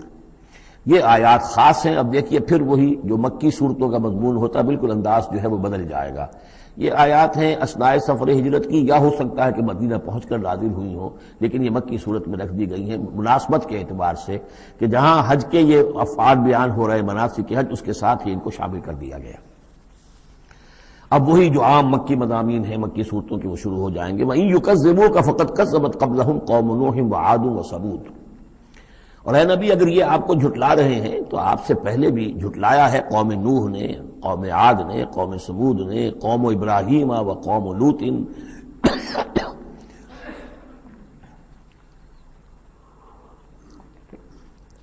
ابراہیم کی قوم نے اور لوط کی قوم نے، واصحاب مدین اور مدین والوں نے، وکذب موسیٰ اور موسیٰ کی بھی تکذیب کی گئی تھی. فَأَمْلَيْتُ لِلْكَافِرِينَ، تو میں نے کافروں کو کچھ ڈھیل دی، مہلت دی، ان کی رسی دراز کی. ثم اخذتهم، پھر میں نے ان کو پکڑ لیا. فکیف کان نکیر، تو میری پکڑ کیسی رہی. کیا حشر ہوا قوم نوح کا اور قوم ہود کا اور قوم صالح کا. ان تمام اقوام کے جو حالات ہیں وہ قرآن مجید میں بار بار آ چکے ہیں. فکأی من قریۃ اہلکناھا، تو کتنی ہی ایسی بستیاں ہیں، آبادیاں ہیں جن کو ہم نے ہلاک کیا. وہی ظالمۃ، اور ہلاک یوں ہی نہیں کر دیا، وہ ظالم تھی، گناہ گار تھی، ان میں گناہ اتنا پھیل گیا تھا، شرک اور کفر کا اتنا دورہ ہو گیا تھا کہ گویا کہ وہ ایسے ہی تھا جیسے انسانی جسم کا کوئی حصہ اگر گل جائے تو اس کو کاٹ دینے ہی میں عافیت ہے، ورنہ پورے جسم کے لیے وہ چیز جو ہے وہ مضر ہوگی۔ ایمپوٹیشن ہو جاتی ہے، ہاتھ کا، آرم کا ایمپوٹیشن ہو گیا، پیر کا ایمپوٹیشن کر دیا گیا کہ اتنا گل سڑ گیا ہے کہ یہاں سے متعفن مواد جو ہے اگر خون میں جذب ہو کر پورے جسم میں جائے گا تو پوری جان جو ہے اس کی ہلاکت کا اندیشہ ہے۔ تو اللہ تعالیٰ اسی طریقے سے ان بستیوں کو کہ جو اس طریقے سے گندگی کا اور برائی کا اور معصیت کا اور سیئات کا برکت بن چکی ہوں اور وہ پھوڑا بن چکی ہوں، پھر ان کے لیے یہی اللہ تعالیٰ کی طرف سے سرجیکل آپریشن ہوتا رہا ہے۔ فَكَأَيٍّ مِّن قَرْيَةٍ أَهْلَكْنَاهَا فَهِيَ ظَالِمَةٌ فَهِيَ خَاوِيَةٌ عَلَىٰ عُرُوشِهَا، وہ گری پڑی ہوئی ہیں اپنی چھتوں کے بل پر۔ وَبِئْرٍ مُعَطَّلَةٍ، کتنے ہی کنویں ہیں کہ جو اب بند پڑے ہوئے ہیں، بڑی محنت سے لوگوں نے اپنے اپنے زمانوں میں کھودے ہوں گے، ان سے پانی پینے والے لوگ ہوں گے یا جمگھٹے رہا کرتے ہوں گے لوگوں کے، اب معطل پڑے ہوئے ہیں۔ وَقَصْرٍ مَشِيدٍ، کتنے ہی محل ہیں جو ان میں بڑی گچکاری کی گئی ہے، بہت انہیں مضبوط بنایا گیا ہے۔ اب جاؤ الحمرا کو دیکھ لو، کبھی مسلمان حکومت کیا کرتے تھے، غرناطہ میں جاؤ اور دیکھو الحمرا محل کیسا ہے۔ جاؤ اور قرطبہ کی مسجد کو دیکھو کہ جہاں کوئی سجدہ کرنے والا نہیں ہے، کسی کو سجدے کی اجازت نہیں ہے۔ افلم یسیروا فی الارض، تو کیا یہ لوگ زمین میں گھومے پھرے نہیں ہیں؟ فتکون لہم قلوب یعقلون بہا، تو ہوتے ان کے دل جن سے یہ سمجھتے اور بات کو کی تہ تک پہنچتے۔ یہ جو لفظ قلب کے ساتھ عقل آیا ہے، اب اس کو اچھی طرح سمجھ لیجئے، چونکہ یہ بات میری تو آپ کے سامنے آ چکی ہے کہ میرے نزدیک انسان ایک مرکب وجود کا حامل ہے۔ اس کا ایک وجود حیوانی ہے، خالص حیوانی اور مکمل حیوان اور اعلیٰ ترین حیوان۔ انسان اعلیٰ ترین حیوان ہے، تمام حیوانوں میں سب سے افضل ہے، اور اس میں وہ ساری فیکلٹیز ہیں کہ جو حیوانات میں بھی ہوتی ہیں، لیکن اس کا ایک روحانی وجود ہے، وہ مکمل وجود ہے، انڈیپینڈنٹ ہے، بالکل اس حیوانی وجود سے ایک علیحدہ اور مستقل بذات وجود ہے۔ یہ دونوں کیسے جڑے ہوئے ہیں یہ ہم نہیں جانتے۔ وہ تو ہمیں یہ بھی معلوم نہیں کہ انسانی جسم میں جان کہاں ہے، کچھ پتہ نہیں، کہاں دل میں ہے کہیں ہے، تو دل تو بدل دیتے ہیں لوگ، پھر بھی وہ جان تو وہی کی وہی رہتی ہے۔ اب تو جو کچھ ہو رہا ہے آپ کو معلوم ہے، تو جان کہاں ہے، کس چیز سے متعلق، دماغ سے متعلق ہے، دل سے متعلق، کہاں سے متعلق؟ تو لائف ہی کو ہم نہیں جانتے، تو لائف سے آگے روح کا تعلق کس طور سے ہے ہم کیا جان سکتے ہیں؟ ہست رب الناس را با جان الناس، اتصال بے تکیف بے قیاس، یہ متصل ہے، یہ جو روحانی وجود ہے اور حیوانی وجود ہے یہ متصل ہے، ملے ہوئے تو ہیں، لیکن یہ اتصال ایسا ہے بے تکیف بے قیاس، نہ اس کی کیفیت معلوم ہو سکتی ہے، نہ اس کو کسی اور چیز پر قیاس کیا جا سکتا ہے، لیکن ہے دو علیحدہ وجود۔ ایک وجود پہلے پیدا کیا گیا تھا، کما خلقناکم اول مرہ، دوسرا وجود اس عالم خلق کے اندر آتا ہے، اور ان میں سے ہر ایک کی، دونوں کی اپنی اپنی عقل ہے۔ روح کی اپنی عقل ہے، روح کی اپنی آنکھ ہے، روح کے اپنے کان ہیں، اور جسم کے حیوانی وجود کے اپنی آنکھیں ہیں، اپنے کان ہیں، اپنی عقل ہے۔ تو ان السمع والبصر والفؤاد، یہ حیوانی، یہ گویا کہ انسان کے جو حیوانی ذرائع علم ہے وہ یہ ہیں، جن کے بارے میں گفتگو سورہ بنی اسرائیل کی اس آیت کے حوالے سے میں تفصیلاً کر چکا ہوں۔ ان السمع والبصر والفؤاد کل اولئک کان عنہ مسئولا۔ لیکن انسان کے اندر جو یہ روح ہے یہ دیکھتی بھی ہے، یہ سنتی بھی ہے، اس کے اپنے کان ہیں، وہ غیر مرئی کان ہیں، غیر مرئی آنکھیں ہیں، لیکن اس کی اپنی عقل ہے۔ اب یہاں دیکھیے یہ دونوں چیزیں واضح ہو جائیں گی۔ فَتَكُونَ لَهُمْ قُلُوبٌ يَعْقِلُونَ بِهَا، تو ہوتے ان کے دل کہ جن سے یہ بات سمجھتے، او آذان يَسْمَعُونَ بِهَا، یا ہوتے کان جن سے یہ سنتے۔ فَإِنَّهَا لَا تَعْمَى الْأَبْصَارُ وَلَكِن تَعْمَى الْقُلُوبُ الَّتِي فِي الصُّدُورِ، اس لیے کہ آنکھیں اندھی نہیں ہوا کرتی، دل اندھے ہو جاتے ہیں جو سینوں کے اندر ہے۔ یہ کون سا اندھاپا ہے؟ ابو جہل اندھا تھا کس اعتبار سے؟ ابو لہب اندھا تھا کس اعتبار سے؟ ولید بن مغیرہ اندھا تھا کس اعتبار سے؟ ان کی آنکھیں تو اندھی نہیں تھی، ان کے دل اندھے ہو گئے تھے، ان کی روحیں اندھی ہو گئی تھی، ان کے اوپر اپنی دنیاوی اغراض، اپنی ضد، اپنی ہٹ دھرمی اور اپنے تکبر اور اپنے جو بھی ان کے اندر عصبیتیں تھیں، اس کی وجہ سے اس طریقے سے ان کے اوپر پٹیاں پڑ چکی تھی کہ وہ روح نہ دیکھتی تھی نہ سنتی تھی۔ تو یہ ہے اصل میں یہ معاملہ۔ فَإِنَّهَا لَا تَعْمَى الْأَبْصَارُ، ایک ہے آنکھیں اندھی، لیکن ہو سکتا ہے اس کا دل جو ہے وہ دوسروں سے کہیں زیادہ دیکھنے والا ہو، لیکن یہ کہ آنکھوں کا اندھا ہونا اتنا بڑی بات نہیں، اتنا دل کا اندھا ہونا۔ فَلَمْ يَسِيرُوا فِي الْأَرْضِ فَتَكُونَ لَهُمْ قُلُوبٌ يَعْقِلُونَ بِهَا، تو کیا یہ زمین میں گھومے پھرے نہیں، پھر ہوتی ہیں ان کے دل کہ جن سے یہ بات کو سمجھتے، او آذان يَسْمَعُونَ بِهَا، یا ہوتے کان، روح کے کان کہ جن سے یہ سنتے، دیدن دیگر آموز، سنیدن دیگر آموز، اس لیے کہ ظاہر بات ہے بستیوں کو تو وہ دیکھتے تھے، کتا بھی دیکھ رہا ہے کہ کار آ رہی ہے، اسے بچنا ہے، وہ بھی اپنی جان بچاتا ہے، انسان نے بھی دیکھ لیا اور وہ بھی جان بچانے کے لیے ایک طرف ہو گیا، تو کوئی بڑا فرق نہیں۔ یہ حیوانی جو دیکھنا ہے وہ تو دیکھنا ہے، لیکن انسان کا دیکھنا کچھ اور ہے۔ فَإِنَّهَا لَا تَعْمَى الْأَبْصَارُ وَلَكِنْ تَعْمَى الْقُلُوبُ الَّتِي فِي الصُّدُورِ، اس لیے کہ دل آنکھیں اندھے نہیں ہوا کرتی بلکہ دل اندھے ہو جاتے ہیں جو سینوں کے اندر ہیں، اس لیے کہ روح کا مسکن قلب ہے، یہ ہم جانتے ہیں، روح کا مسکن قلب ہے، یہ ہم نہیں جانتے کہ کیسے، کس طرح۔ بہرحال دل کو آپ اگر کہیں کاٹیں گے پیٹیں گے تو کہیں وہ آپ کو اس میں روح نظر نہیں آئے گی، وہ غیر مرئی شے ہے، لیکن تعلق اس کا جو ہے وہ قلب انسانی کے ساتھ ہے۔ وَيَسْتَعْجِلُونَكَ بِالْعَذَابِ وَلَن يُخْلِفَ اللَّهُ وَعْدَهُ، اور یہ لوگ جلدی مچا رہے ہیں نبی آپ سے عذاب کی، اور اللہ تعالیٰ اپنے وعدے کی ہرگز خلاف ورزی نہیں کرے گا۔ وہ عذاب آئے گا، کس شکل میں آئے گا ابھی اللہ تعالیٰ نے اس کو چھپا کر رکھا ہوا ہے، کب آئے گا وہ بھی اللہ نے چھپایا ہوا ہے۔ وَإِنْ أَدْرِي أَقَرِيبٌ أَمْ بَعِيدٌ مَا تُوعَدُونَ، یہ ہم سورہ انبیاء میں پڑھائے ہیں کہ میں نہیں جانتا ہے نبی، آپ کہہ دیجئے قُلْ إِنْ أَدْرِي أَقَرِيبٌ أَمْ بَعِيدٌ مَا تُوعَدُونَ، کہ جس چیز کا تم سے وعدہ کیا جا رہا ہے، جس چیز کی دھمکی دی جا رہی ہے وہ قریب آ چکی ہے یا دور ہے۔ وَإِنَّ يَوْمًا عِندَ رَبِّكَ كَأَلْفِ سَنَةٍ مِّمَّا تَعُدُّونَ، اور یقیناً ایک دن آپ کے رب کے نزدیک 1000 برس کا ہے اس حساب سے جو تم تعداد جانتے ہو۔ انسانی عام حساب سے جو 1000 برس ہے، دنیا کا ہمارا حساب سے وہ در حقیقت اللہ کا ایک دن ہے۔ یہ مضمون چونکہ قرآن مجید میں پھر سورہ سجدہ میں پھر آئے گا، 2 مرتبہ آیا، تو یہ مضمون یوں سمجھیے کہ یہ محکمات میں سے، یہ متشابہات میں سے نہیں ہے، بات بالکل پختہ ہے، واضح ہے۔ يُدَبِّرُ الْأَمْرَ مِنَ السَّمَاءِ إِلَى الْأَرْضِ ثُمَّ يَعْرُجُ إِلَيْهِ فِي يَوْمٍ كَانَ مِقْدَارُهُ أَلْفَ سَنَةٍ مِّمَّا تَعُدُّونَ، تو اللہ تعالیٰ کی جو تدبیر امر ہے، وہی جو 3 کام ابتدائی جو شاہ ولی اللہ دہلوی رحمۃ اللہ علیہ کی تصنیف حجت اللہ البالغہ کے حوالے سے میں بتا چکا ہوں، ابداع، خلق اور تدبیر، تدبیر تیسرا کام ہے۔ اس تیسرے کام کے ضمن میں اللہ کا جو بھی ایک نقشہ بنتا ہے اس کی مشیت کا، وہ 1000 سال کا ہوتا ہے ہمارے حساب سے، اس کا ایک دن ہے، وہ اس کی ایک پلاننگ ہو جاتی ہے، اس کے احکام جو ہے وہ فرشتوں کے حوالے کر دیے جاتے ہیں، اس کی پھر ایگزیکیوشن ہوتی ہے، تو 1000 برس کی پلاننگ ہے ہمارے حساب سے، اللہ کے ہاں وہ ایک دن ہے۔ وَكَأَيٍّ مِّن قَرْيَةٍ أَمْلَيْتُ لَهَا، اور کتنی ہی بستیاں ایسی ہوئی ہیں کہ جنہیں ہم نے ڈھیل دی تھی، وَهِيَ ظَالِمَةٌ، لیکن وہ تھیں گناہ گار، ثُمَّ أَخَذْتُهَا، پھر میں نے ان کو پکڑ لیا، وَإِلَيَّ الْمَصِيرُ، اور میری ہی طرف لوٹ کر آنا ہے۔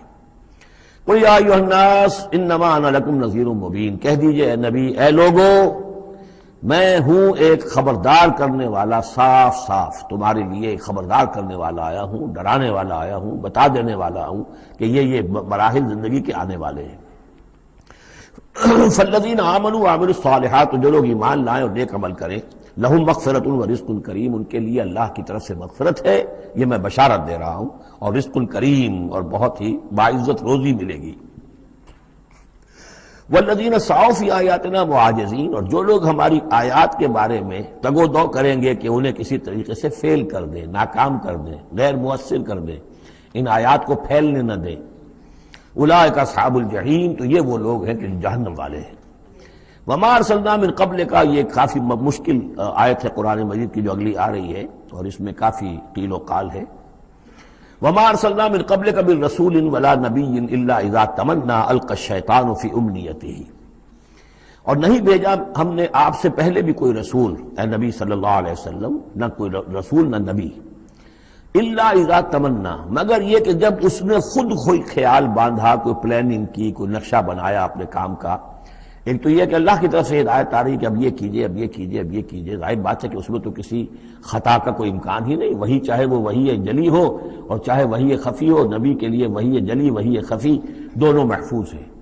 وہی خفی کے اندر بھی شیطان یا شیطانی قوتیں کوئی دراندازی نہیں کر سکتی، لیکن یہ کہ کبھی ایسا بھی ہوتا ہے کہ وحی کی طرف سے کوئی بات نہیں آئی ہے۔ ظاہر بات ہے کہ یہ نہیں سمجھنا چاہیے کہ نبی کی حیثیت بالکل ایسے ہے جیسے وہ کسی زمانے میں، آج کل تو شاید وہ معاملہ ختم ہو گیا، وہ تار جو جاتے تھے گٹ گٹ گٹ گٹ گٹ ہو رہی ہے، ادھر سے ہو رہی ہے، ادھر سے وہ جو ہے مشین بول رہی ہے، تو بیچ میں تو مشین ہے، کچھ نہیں ہے۔ تو ایسا نہیں ہے کہ نبی کی اپنی کوئی شخصیت ہی نہ ہو، نبی کی اپنی کوئی سوچ ہی نہ ہو، نبی کی اپنی کوئی پلاننگ ہی نہ ہو۔ یہ تو عام انسان بھی دیکھیے، اگر کوئی آپ کو یہ کہے بس آپ کو تو جو کہا کرتے چلے جاؤ، تو آپ کہیں گے میری شخصیت، میری بھی کوئی سوچ ہے، میری بھی کوئی اس معاملے کے اندر مجھے بھی کوئی رائے جو ہے۔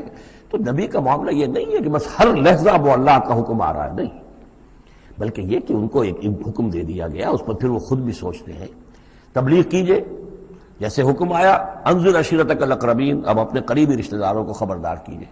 اب یہ کام نبی کا تھا کہ آپ نے حضرت علی کو حکم دیا کہ کھانے کا انتظام کرو، اور بنو ہاشم کے تمام مردوں کو آپ نے بلا لیا۔ یہ جو تدبیر ہے یہ یا محمد الرسول اللہ صلی اللہ علیہ وسلم کی۔ ان تدبیروں میں ایسا ہو سکتا ہے کہ کسی وقت کوئی خطا ہو جائے، کسی وقت کوئی بات جو ہے غلط بھی ہو جائے۔ یہ بات چونکہ اس کا ذاتی اجتہاد ہے، چنانچہ صحابہ کرام بھی یہ کرتے تھے۔ غزوہ بدر میں حضور نے جہاں حکم دیا تھا کیمپ لگانے کا، تو وہ جا کر بعض صحابہ پہنچ گئے کہ حضور دیکھیے اگر تو یہ وحی کے حکم کے تحت ہے، جو اللہ کا حکم ہے کہ یہاں کیمپ ہمارا ہونا چاہیے، سر تسلیم خم ہے۔ اگر یہ آپ کی ذاتی رائے ہے تو پھر ذرا اگر آپ اجازت دیں تو ہم کچھ اپنی رائے بھی پیش کریں۔ آپ نے فرمایا ہاں کہو۔ انہوں نے عرض کیا کہ ہمارے نزدیک جو تجربہ ہمیں جنگوں کا ہے اس کے بنا پر ہم یہ سمجھتے ہیں کہ ہمارا جو پڑاؤ ہے، ہمارا کیمپ وہاں لگنا چاہیے، اس وادی کے اس گوشے میں۔ آپ نے فرمایا ٹھیک ہے، یہاں سے خیمے اٹھاؤ اور وہاں لگا لو۔ ظاہر بات ہے یہ تدبیر تھی ذاتی تھی محمد الرسول اللہ صلی اللہ علیہ وسلم کی۔ اس میں اختلاف کی صحابہ کو گنجائش ہے اور انہیں اپنی رائے پیش کرنے کا بھی موقع ہے۔ اگر یہ وہی سے ہوتا تو ظاہر بات ہے کہ پھر وہاں سے کوئی سوال پیدا نہیں ہوتا تھا کہ وہاں سے کیمپ اکھاڑا جائے۔ تو اس طرح کے معاملے میں خطا بھی ہو سکتی ہے، غلطی بھی ہو سکتی ہے، اور اس قسم کے معاملے میں کوئی در اندازی جو ہے شیطان کی طرف سے بھی ممکن ہے۔ اب یہ مسئلہ ایسا ہے کہ چونکہ عصمت انبیاء کے بارے میں جو بہت حساس، تمام اہل ایمان جو ہے بہت حساس ہیں، تو یہ آیت جو ہے تو یہ گویا کہ یوں سمجھیے کہ یہ حلق میں پھنس جاتی ہے، اس کو اس طریقے سے قبول کرنا بڑا مشکل ہے۔ تو تعویلیں بڑی دور راسکار بھی کی گئی ہیں، لیکن میرے نزدیک اس کی بالکل سیدھی سی بات ہے۔ یہاں تک کہ میں آپ کو واقعہ بتا چکا ہوں تعبیر نخل کا، کہ حضور نے مدینے میں جا کر کہا کہ یہ آرٹیفیشل پولینیشن وغیرہ کے لیے تم جو قریب کر دیتے ہو کھجور کے نر اور مادہ پھولوں کو قریب لے آتے ہو تاکہ فرٹیلائزیشن زیادہ ہو جائے اور پھر یہ کہ پھل زیادہ ہو جائے، نہ کرو تو کیا ہے، آپ کے بس یہ کہنے سے صحابہ نے نہیں کیا، لیکن یہ کہ فصل کم ہو گئی۔ اب انہوں نے ڈرتے ڈرتے عرض کیا کہ حضور آپ نے یہ فرمایا تھا، ہم نے نہیں کیا، تعبیر نخل اس سال ہم نے نہیں کی تھی، فصل کم ہو گئی ہے۔ فرمایا انتم عالم بامور دنیاکم، یہ معاملات تمہارے، میں یہ سکھانے تمہیں نہیں آیا، ایگریکلچر سکھانے نہیں آیا تمہیں میں تو آیا ہوں یہ ہدایت دینے کے لیے۔ جو ہدایت میں دوں، جو میری جو نبوت اور رسالت کا جو ایشو ہے، جو اس کا موضوع ہے، اس پر تمہیں میری ہر بات کو ماننا ہے، لیکن یہ جو تمہارے معاملات ہیں یہ تجرباتی معاملات ہیں۔ اب دیکھیے تجرباتی، چونکہ وہ تجربہ تھا انہیں، وہ کرتے تھے، زراعت کرتے تھے، اور انہیں یہ اندازہ ہو گیا تھا کہ ایسا ہو تو اس سے یہ کہ پھل زیادہ ہوتا ہے، تو تجربے پر تھا، اور تجربے ہی کی بنیاد پر سائنس ہے۔ پوری سائنس کیا ہے؟ ایکسپیریمنٹیشن ہے نا، اسی کے اوپر تو یہ سائنس ڈیولپ ہوئی ہے۔ ان چیزوں کو جو ہے وہ اس سے خارج سمجھیے، اس میں کوئی تعلق جو ہے دین کا اس سے نہیں ہے۔ انتم اعلم بامور دنیاکم، تم اپنے ان دنیاوی معاملات کو جو تجربے پر جس کا دار و مدار انحصار ہے مجھ سے بہتر جانتے ہیں۔ یہ حدیث ہے بخاری شریف کی، الحمدللہ اللہ تعالیٰ ان پر لاکھوں نعمتیں اور اپنی رحمتیں نازل فرمائے، یہ چیزیں محفوظ رہ گئی ہیں ہمارے لیے، تبھی تو ہمارے لیے کچھ کہنے کا اور بولنے کا موقع ہے۔ تو فرمایا انتم عالم بامور دنیاکم۔ اسی طریقے کا مسئلہ یہ ہے وما ارسلنا من قبلک من رسول ولا نبی الا اذا تمنا، جب وہ کوئی اپنی سکیم بناتے ہیں، اپنی پلاننگ کرتے ہیں، القى الشیطان فی امنیتہ، تو شیطان ان کے خیال میں کچھ ڈال دیتا ہے۔ امنیہ کہتے ہیں تمنا، آرزو۔ اب دیکھیے آدمی سوچتا ہے یہ حسرہ ہو جانا چاہیے، یہ کام یوں ہونا چاہیے، مثلا جب کہ آپ نے دیکھا کہ مکہ مکرمہ میں تو میرا قیام ناممکن ہو گیا ہے، اس لیے کہ ابو طالب کے انتقال کے بعد وہ جو خاندانی ایک پروٹیکشن حاصل تھی بنو ہاشم کی وہ ختم ہو گئی، اور اب خاندان بنی ہاشم کا سردار بھی ابو لہب ہو گیا ہے کہ جو بہت ہی سخت دشمن ہے ذاتی طور پر حضور کا۔ تو پھر آپ نے سوچا اب کیا کروں، کس طرف جاؤں، کدھر دیکھوں، کسے آواز دوں؟ تو آپ نے طائف کا سفر کیا، لیکن یہ کہ وہاں پہ آپ جو ہے ناکام وہاں سے آنا پڑا، وہاں کوئی آپ کو ریسپانس نہیں ملی، بلکہ زندگی کا سخت ترین دن جو ہے حضرت عائشہ صدیقہ رضی اللہ تعالیٰ عنہ کی روایت موجود ہے، ان کے ہوش کے دوران تو سمجھیے کہ غزوہ احد کا دن سخت ترین تھا، تو انہوں نے کبھی پوچھ لیا کہ حضور آپ پر احد کے دن سے بھی سخت دن کوئی گزرا ہے؟ آپ نے فرمایا ہاں، طائف کا دن مجھ پر اس سے کہیں زیادہ سخت تھا، وہ سختی ہوئی حضور پر۔ لیکن اللہ تعالیٰ کی مشیت میں کیا تھا کہ یہ سعادت جو ہے یہ طائف کے لیے نہیں لکھی تھی، یہ سعادت یثرب کے لیے لکھی تھی، جو مدینہ منورہ بننے کی سعادت جو ہے، مدینہ النبی بننے کی سعادت اللہ کی حکمت میں مدینہ کے لیے تھی۔ وہاں حضور گئے بھی نہیں اور وہاں کے 6 آدمی ایمان لے آئے اور کھڑکی کھل گئی۔ وما ارسلنا من قبلک من رسول ولا نبی الا اذا تمنى القى الشیطان فی امنیته فینسخ اللہ ما یلقی الشیطان، پھر اللہ منسوخ کر دیتا ہے، ختم کر دیتا ہے اس چیز کو کہ جو شیطان نے ڈالا ہوتا ہے۔ ثم یحکم اللہ آیاتہ، پھر اللہ تعالیٰ اپنے فیصلوں کو پختہ کر دیتا ہے۔ یہاں آیت جو ہے آیات ہی فیصلوں کے معنی میں ہے۔ واللہ علیم الحکیم، اور اللہ سب کو جاننے والا کمال حکمت والا ہے۔ یہ توجیہ ہے میرے نزدیک، اور یہ قریب ترین ہے اس توجیہ سے کہ جو موضح القرآن میں شاہ عبد القادر رحمۃ اللہ علیہ ان کی طرف سے ہے، تو اس حوالے سے واقعہ یہ ہے کہ مجھے اس پر کافی اطمینان ہے۔ لِيَجْعَلَ مَا يُلْقِي الشَّيْطَانُ فِتْنَةً فِي قُلُوبِهِمْ مَرَضٌ لِلَّذِينَ فِي قُلُوبِهِمْ مَرَضٌ، اور اس میں بھی اللہ کی ایک حکمت ہے کہ شیطان کی طرف سے جو کوئی آمیزش ہو جاتی ہے کسی وقت اس قسم کے معاملات میں، تو اس کو اللہ تعالیٰ فتنہ بنا دیتا ہے ان لوگوں کے لیے جن کے دلوں میں مرض ہوتا ہے، روگ ہوتا ہے، والقاسیۃ قلوبہم، اور جن کے دل سخت ہو چکے ہوتے ہیں۔ وَإِنَّ الظَّالِمِينَ لَفِي شِقَاقٍ بَعِيدٍ، اور یقیناً ظالم جو ہیں وہ تو یقیناً مخالفت میں اور دشمنی میں بہت دور جا چکے ہیں۔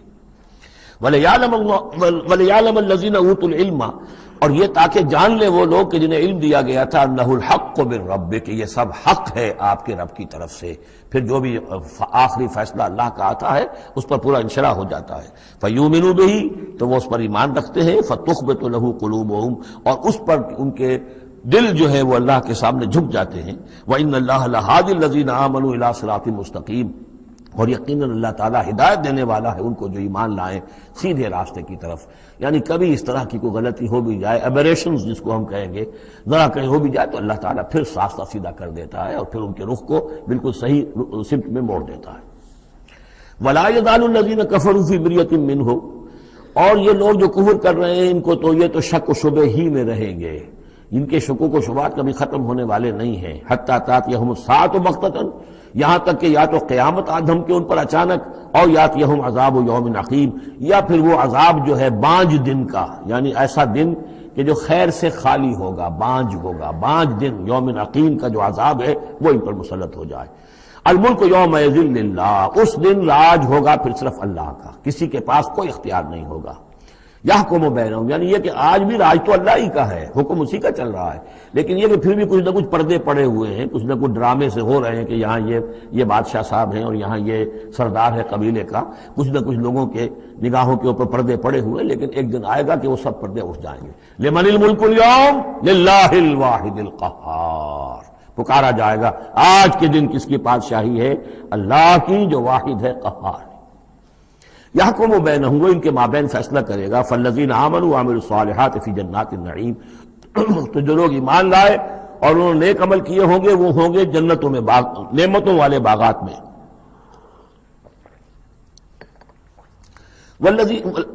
والذین کفروا وکذبوا بآیاتنا، اور وہ لوگ کہ جو کفر کی روش اختیار کریں اور ہماری آیت کو جھٹلائیں، فاولئک لہم عذاب مہین، تو ان کے لیے ہوگا اہانت آمیز رسوا کن عذاب۔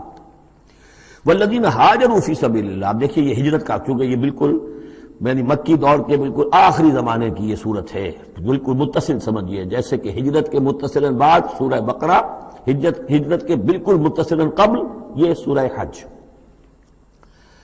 والذین ہاجروا فی سبیل اللہ ثم قتلوا، اور وہ لوگ جنہوں نے ہجرت کی اللہ کی راہ میں، پھر خواہ وہ قتل ہو گئے اور ماتو، یا یہ کہ اپنی طبعی موت مر گئے، لَيَرْزُقَنَّهُمُ اللَّهُ رِزْقًا حَسَنًا، دونوں صورتوں میں اللہ تعالیٰ ان کو لازماً بہت رزق حسن عطا فرمائے گا۔ وَإِنَّ اللَّهَ لَهُوَ خَيْرُ الرَّازِقِينَ، اور یقیناً اللہ ہی ہے بہترین رزق دینے والا۔ لَيُدْخِلَنَّهُمْ مُدْخَلًا يَرْضَوْنَ، اور وہ لازماً داخل کرے گا انہیں ان جگہ، ان مقامات پر کہ جن سے وہ راضی ہو جائیں گے۔ وَإِنَّ اللَّهَ لَعَلِيمٌ حَلِيمٌ، اللہ تعالیٰ یقیناً علیم ہے، سب کچھ جاننے والا، اور حلیم ہے، تحمل والا ہے۔ ذَلِكَ وَمَنْ عَاقَبَ بِمِثْلِ مَا عُوقِبَ بِهِ، یہ تو ہے ہی، اور یہ کہ جو شخص زیادتی کرے جس نے بدلہ لیا بِمِثْلِ مَا عُوقِبَ بِهِ، جیسا کہ اس پر زیادتی کی گئی تھی، جیسا کہ اس پر ظلم کیا گیا تھا، ثُمَّ بُغِيَ عَلَيْهِ، پھر اس پر مزید زیادتی کی جائے، لَيَنْصُرَنَّهُ اللَّهُ، اللہ تعالیٰ اس کی لازماً مدد کریں گے۔ یعنی جو زیادتیاں ہو چکی ہیں مسلمانوں پر، اب ان کا حق ہے کہ ان کا بدلہ لیں، پھر اگر ان کی طرف سے اضافی زیادتی اور ہوگی تو پھر اللہ تعالیٰ کی طرف سے ان کی مدد کا پختہ وعدہ ہے۔ ان اللہ لعفو غفور، یقیناً اللہ تعالیٰ عفو اور غفور ہے، معاف فرمانے والا، درگزر کرنے والا ہے۔ ذالک بان اللہ یولج اللیل فی النہار، اور یہ اس لیے ہے یعنی یہ کہ اللہ تعالیٰ کا پورا یہ نظام کائنات کا اسی طرح چل رہا ہے، اسی عدل پر، انصاف پر۔ یہ نہ ہو تو جیسے کہ ابھی آیت آئی تھی کہ اگر ایک گروہ کو دوسرے گروہ کے ذریعے سے ہٹاتے نہ رہتے، نیست و نابود نہ کرتے رہتے، تو زمین میں فساد بن جاتا۔ لہدمت صوامع وبیع وصلوات ومساجد یذکر فی اسم اللہ کثیرا۔ اس طرح فرمایا کہ ہمارا ایک نظام ہے جو اس دنیا کا ہے، اس طرح کا ایک نظام جو ہے وہ آفاقی بھی ہے۔ ذالک بان اللہ یولج اللیل فی النہار، یہ اس لیے کہ اللہ تعالیٰ رات کو لے آتا ہے دن میں پروتا ہوا، ویولج النہار فی اللیل، اور دن کو لے آتا ہے رات میں پروتے ہوئے، وان اللہ سمیع بصیر، اللہ سب کچھ سننے والا اور دیکھنے والا ہے۔ ذالک بان اللہ هو الحق، یہ اس لیے کہ اللہ ہی حق ہے، ذات برحق، جس کا حق ہونا قطعی ہے، یقینی۔ وانما يدعون من دونه هو الباطل، اور جس کو وہ پکار رہے ہیں اس کے سوا وہ سب باطل ہے، آدر ہوا ہے، ان کی کوئی حیثیت نہیں۔ وان اللہ هو العلی الکبیر، اور یہ کہ یقیناً اللہ تعالیٰ ہی ہے سب سے بلند و بالا اور سب سے بڑا۔ الم تر ان اللہ انزل من السماء ماء، کیا تم نے دیکھا نہیں کہ اللہ نے اتارا آسمان سے پانی، فتصبح الارض مخضرا، تو زمین سبز ہو جاتی ہے، سرسبزی شادابی نظر آتی ہے۔ ان اللہ لطیف خبیر، یقیناً اللہ تعالیٰ بڑی ہی خفیہ تدبیریں کرنے والا اور ہر شے سے باخبر ہے۔ باریک بین بھی اس کے معنی ہے لطیف کے، اور خفیہ تدبیر کرنے والا۔ لہو ما فی السماوات و ما فی الارض، جو کچھ آسمانوں میں ہے وہ بھی اسی کا ہے، اور جو کچھ زمین میں ہے وہ بھی اسی کا ہے۔ وان اللہ لہو الغنی الحمید، اور یقیناً اللہ تعالیٰ الغنی ہے، یعنی اسے کوئی احتیاج نہیں، الحمید ہے، اپنی ذات میں خود محمود ہے، ستودہ صفات ہے، اسے کسی حمد کی ضرورت نہیں۔ الم تر ان اللہ سخر لکم ما فی الارض والفلک تجری فی البحر بامرہ، کیا تم نے دیکھا نہیں کہ اللہ تعالیٰ نے تمہارے لیے مسخر کر دیا ہے، تمہاری خدمت گزاری میں، تمہاری ضروریات کی بہم رسانی میں لگا دیا ہے ان سب چیزوں کو جو زمین میں ہے، والفلک، اور کشتی کو، تجری فی البحر بامرہ، جو چلتی ہے سمندر میں اور دریا میں اس کے حکم سے، وَيُمْسِكُ السَّمَاءَ أَن تَقَعَ عَلَى الْأَرْضِ، اور وہی ہے جو تھامے ہوئے آسمان کو کہ وہ گر نہ جائے زمین پر، الا بإذنہ، مگر اس کے حکم سے۔ ان اللہ بالناس لرؤوف الرحیم، یقیناً اللہ تعالیٰ انسانوں کے حق میں بہت ہی شفیق ہے، نرمی کرنے والا ہے اور مہربان ہے۔ وَهُوَ الَّذِي أَحْيَاكُمْ، وہی ہے جس نے تمہیں زندہ کیا، یعنی پہلے تم مردہ تھے۔ یہ سورہ بقرہ میں بھی آیت آپ دیکھ چکے ہیں، بالکل اس کے ہم وزن آ رہی ہے۔ کیف تکفرون باللہ وکنتم امواتا فاحیاکم ثم یمیتکم ثم یحییکم ثم الیہ ترجعون۔ اب یہاں صرف یہ کہ کنتم امواتا کے الفاظ کو دوبارہ نہیں لائے، هو الذی احیاکم ثم یمیتکم ثم یحییکم، تم مردہ تھے پھر تمہیں زندہ کیا، پھر تمہیں موت دے گا، پھر زندہ کرے گا۔ مردہ تھے یعنی یہ ہمارا وہ دور ہے جبکہ روحانی عالم ارواح میں ہم سے عہد لینے کے بعد ہمیں سلا دیا گیا، الست بربکم، اس کے بعد کسی کولڈ سٹوریج کے اندر تمام ارواح کو رکھ دیا گیا، وہ ہماری پہلی موت تھی، پہلی نیند تھی جو ہم سوئے رہے۔ اس کے بعد جاگے ہیں تو اس عالم خلق کے اندر کسی رحم مادر کے اندر وہ روح جو ہے وہ لا کر ایک جنین کے ساتھ جوڑ دی گئی، یہ ہمارا احیاء اول ہو گیا۔ اس کے بعد پھر یہاں ہم رہیں گے تو یہ زندگی ہے دوسری، اور اس کے بعد جب موت ہوگی تو احیاء یہ اماتہ ثانی ہو جائے گا، پھر اللہ اٹھائے گا بعد بعد الموت، وہ احیاء ثانی ہو جائے گا۔ یہ سورہ غافر میں مضمون آئے گا، اس کا کلائمیکس جو ہے سورہ غافر میں ہے۔ وَهُوَ الَّذِي أَحْيَاكُمْ ثُمَّ يُمِيتُكُمْ ثُمَّ يُحْيِيكُمْ إِنَّ الْإِنسَانَ لَكَفُورٌ، یقیناً انسان جو ہے وہ ناشکرا ہے۔ لِكُلِّ أُمَّةٍ جَعَلْنَا مَنْسَكًا هُمْ نَاسِكُوهُ، ہم نے ہر امت کے لیے ان کے قربانی کے طریقے، طور طریقے، عبادات کے آداب ہم نے مقرر کر دیے ہیں جو اس کی پیروی کرتے ہیں۔ فَلَا يُنَازِعُنَّكَ فِي الْأَمْرِ، تو انہیں آپ سے جھگڑنا نہیں چاہیے، یعنی یہ کہ اگر یہود کے ہاں کوئی اور طریقے تھے قربانی کے تو، اور یہاں بنی اسماعیل کے لیے ہم نے کچھ اور مقرر کیے، مسلمانوں کو اب کچھ اور طریقے ہم بتا رہے ہیں، تو اس میں کوئی حرج نہیں ہے، اس میں جھگڑنے کی ضرورت بات نہیں۔ یہ پہلے پڑھ چکے ہیں اسی صورت میں کہ ہم نے ہر امت کے لیے منسک مقرر کیے ہیں۔ وَلِكُلِّ أُمَّةٍ جَعَلْنَا مَنْسَكًا لِيَذْكُرُوا اسْمَ اللَّهِ عَلَىٰ مَا رَزَقَهُم مِّن بَهِيمَةِ الْأَنْعَامِ فَإِلَٰهُكُمْ إِلَٰهٌ وَاحِدٌ فَلَهُ أَسْلِمُوا وَبَشِّرِ الْمُخْبِتِينَ، تو ہر قوم کے لیے، ہر امت کے لیے اللہ تعالیٰ نے قربانی کے قواعد و ضوابط بنائے، تو وہ اس کی پیروی کرتے ہیں۔ فَلَا يُنَازِعُنَّكَ فِي الْأَمْرِ، تو انہیں جھگڑنا نہیں چاہیے نبی آپ سے اس معاملے میں۔ وَادْعُ إِلَىٰ رَبِّكَ، اور اپنے رب کی طرف آپ بلاتے رہیے۔ إِنَّكَ لَعَلَىٰ هُدًى مُسْتَقِيمٍ، یقیناً آپ تو ہدایت کے، سیدھی ہدایت کے راستے پر ہیں۔ وَإِن جَادَلُوكَ، اور اگر یہ آپ سے جھگڑے، فَقُلْ اللَّهُ أَعْلَمُ بِمَا تَعْمَلُونَ، تو کہیے بھئی اللہ کو بہتر معلوم ہے جو آپ کر رہے ہیں۔ میں جو سمجھتا ہوں حق ہے، جو حق میرے پاس آئے میں اس کی پیروی کر رہا ہوں. آپ اگر اپنی جگہ سمجھتے ہیں کہ آپ زیادہ حق پر ہیں تو ٹھیک ہے، آپ جانیں، آپ کا رب جانے. اللہ یحکم بینکم یوم القیامہ، اللہ فیصلہ کر دے گا تمہارے مابین قیامت کے دن، فیما کنتم فیہ تختلفون، ان تمام چیزوں کے بارے میں جس میں تم اختلاف کرتے رہے تھے. الم تعلم ان اللہ یعلم ما فی السماء والارض، کیا تم جانتے نہیں کہ اللہ تعالیٰ جانتا ہے جو کچھ کہ ہے آسمان میں اور زمین میں. ان فی ذالک کتاب، اور یہ ایک کتاب میں لکھا ہوا ہے، یہ وہی ام الکتاب ہے، وہی اللہ تعالیٰ کے علم قدیم کی کتاب ہے. ان ذالک علی اللہ یسیر، اور یہ چیز اللہ پر بہت آسان ہے، تمہیں مشکل معلوم ہوتا ہے. وَيَعْبُدُونَ مِن دُونِ اللَّهِ مَا لَمْ يُنَزِّلْ بِهِ سُلْطَانًا، اور وہ پوج رہے ہیں، پرستش کر رہے ہیں اللہ کے سوا ایسی چیزوں کی جس کے لیے کہ اللہ نے کوئی سند نہیں اتاری. یعنی اللہ کو تو ہم بھی مانتے ہیں، وہ بھی مانتے ہیں. اب اضافی جس کو وہ مانگ رہے ہیں تو اللہ کی طرف سے کوئی سند ہونی چاہیے ان کے لیے، تب تو درست ہے. اگر اللہ کی طرف سے سند نہیں ہے تو وہ بے بنیاد ہے. وَمَا لَيْسَ لَهُم بِهِ علم، نہ صرف یہ کہ کوئی سند نہیں ہے، کوئی علم بھی نہیں ہے، کوئی معقول بات ہو، کوئی دلیل ہو، کوئی بنیاد ہو، کوئی منطق کے اندر، کوئی عقل کے اندر، بالکل بے بنیاد باتیں. وَمَا لِلظَّالِمِينَ مِن نَصِيرٍ، ایسے ظالموں کا کوئی مددگار نہیں ہوگا. وَإِذَا تُتْلَىٰ عَلَيْهِمْ آيَاتُنَا بَيِّنَاتٍ، اور جب ان کو سنائی جاتی ہیں پڑھ کر ہماری آیات بینات، تعرف فی وجوہ الذین کفروا المنکر، تو تم دیکھتے ہو کہ ان کافروں کے چہروں کے اندر سخت ناگواری کے آثار پیدا ہو جاتے ہیں. بجائے اس کے کہ وہ اللہ کی آیات سن کر ان کے دل کھل اٹھیں، ان کے اندر خوشی کی کیفیت پیدا ہو، انبساط پیدا ہو. ہمارے رب کا کلام ہے. تعرف فی وجوہ الذین کفروا المنکر، تم دیکھتے ہو بڑی ناگواری کے آثار ہیں. یکادون یسطون بالذین یتلون علیہم آیاتنا، ان قریب ہوتا ہے کہ پل پڑیں گے، وہ حملہ آور ہو جائیں گے، تکبوٹی کر دیں گے ان کی جو انہیں ہماری آیات پڑھ کر سنا رہے ہیں.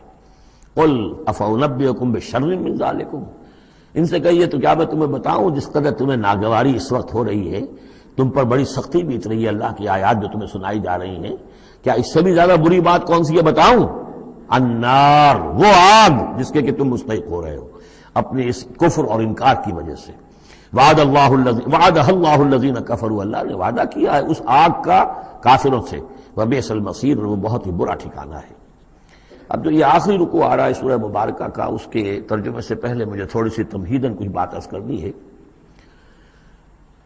یہ جو ایک دعوت رجوع القرآن کی ایک تحریک ہم نے شروع کی، اور الحمدللہ کہ میں اس میں اپنی زندگی کے لگ بھگ 35 برس اب صرف کر چکا ہوں، اور اسی کے پھر کوکھ سے تنظیم اسلامی اور تحریک خلافت نے جنم لیا ہے.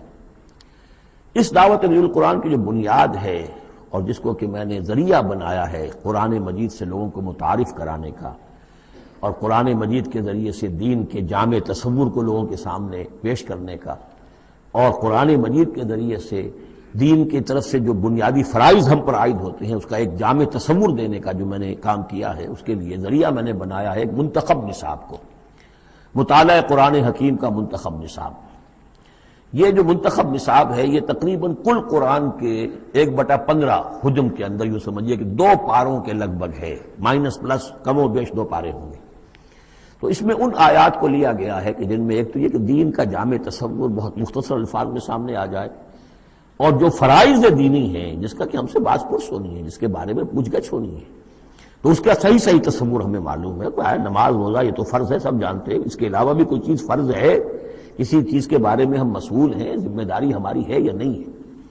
تو وہ جو منتخب نصاب ہے اس کے مختلف جو حصے ہیں، ہم کچھ حصوں سے گزرے ہیں، لیکن یہ میں آج سوچ رہا تھا کہ جیسے میں نے آپ کو بتایا تھا کہ حروف مقطعات کا معاملہ یہ ہے کہ 29 حروف ہیں یا 28 حروف ہیں عربی زبان کے الفابیٹس جو ہیں، شروع کے حصوں میں سے حروف میں سے بہت کم ہے جو حروف مقطعات میں آئے، اور آخری جو حصہ ہے اس کے تختی کے، اس کے بہت سے حروف ہیں، اکثر و بیشتر ہے کہ جو حروف مقطعات میں آئے.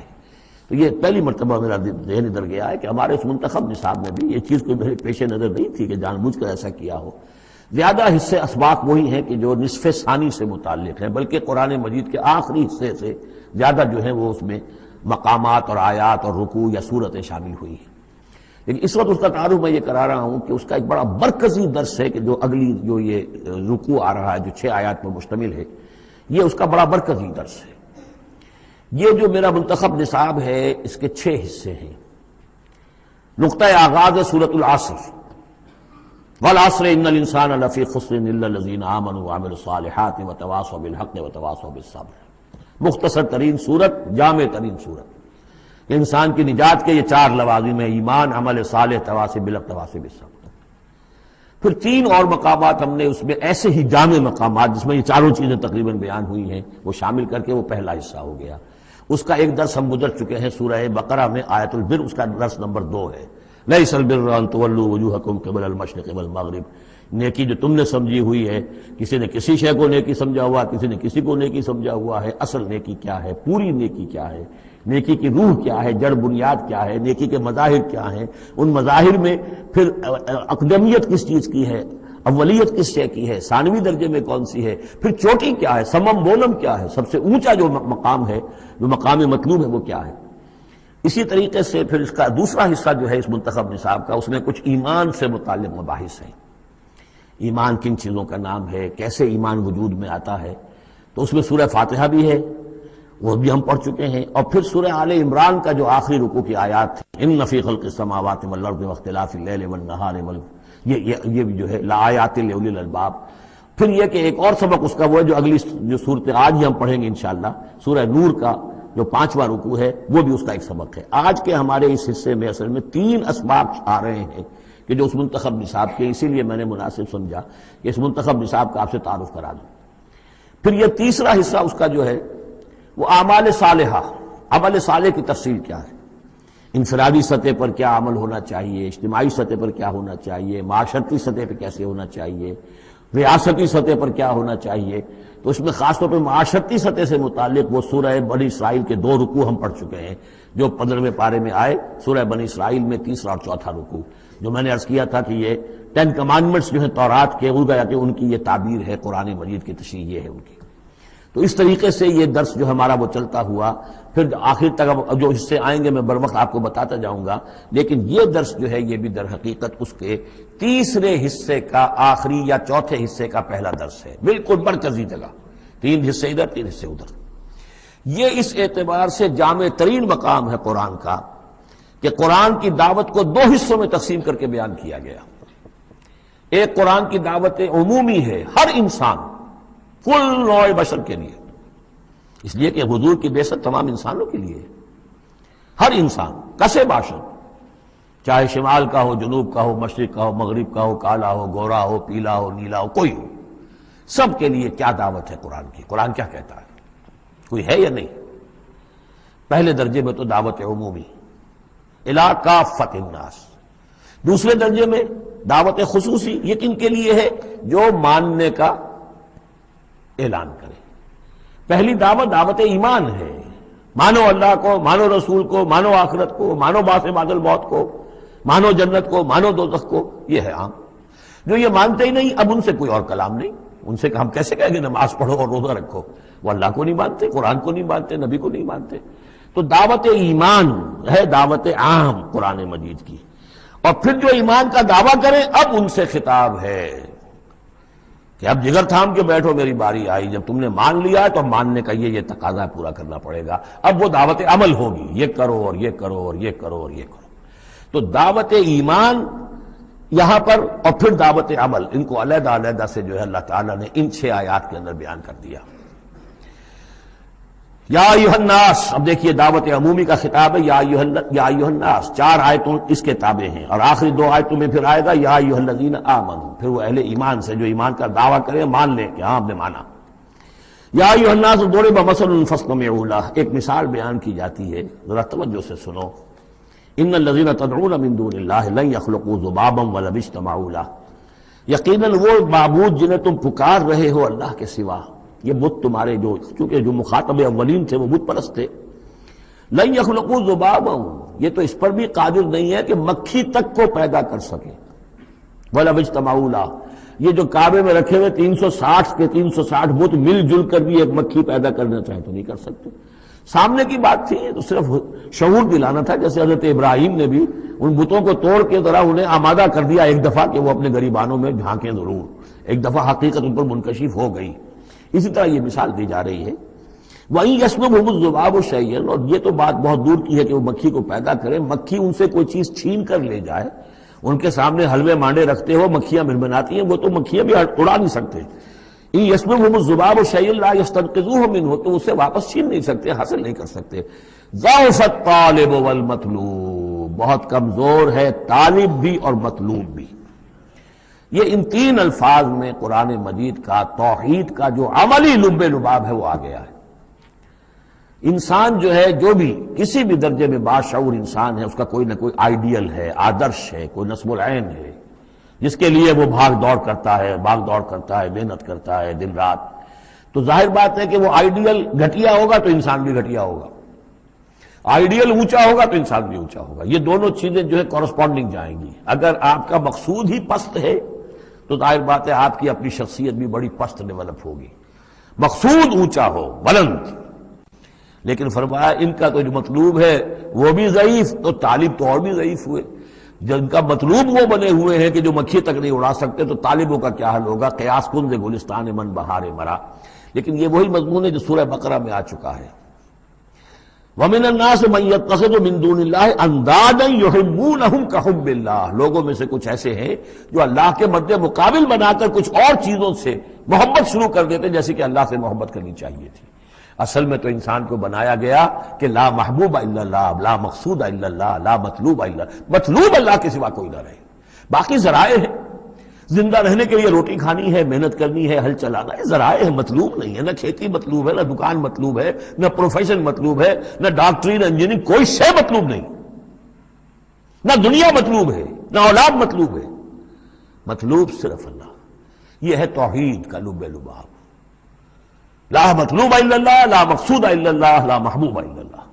لیکن جو لوگ یہاں تک نہیں پہنچ سکتے، جیسے جس شخص کو بہت سخت بھوک لگی ہو، اگر اچھی چیز کھانے کو نہیں ملے گی تو برے میں بھی منہ مارے گا۔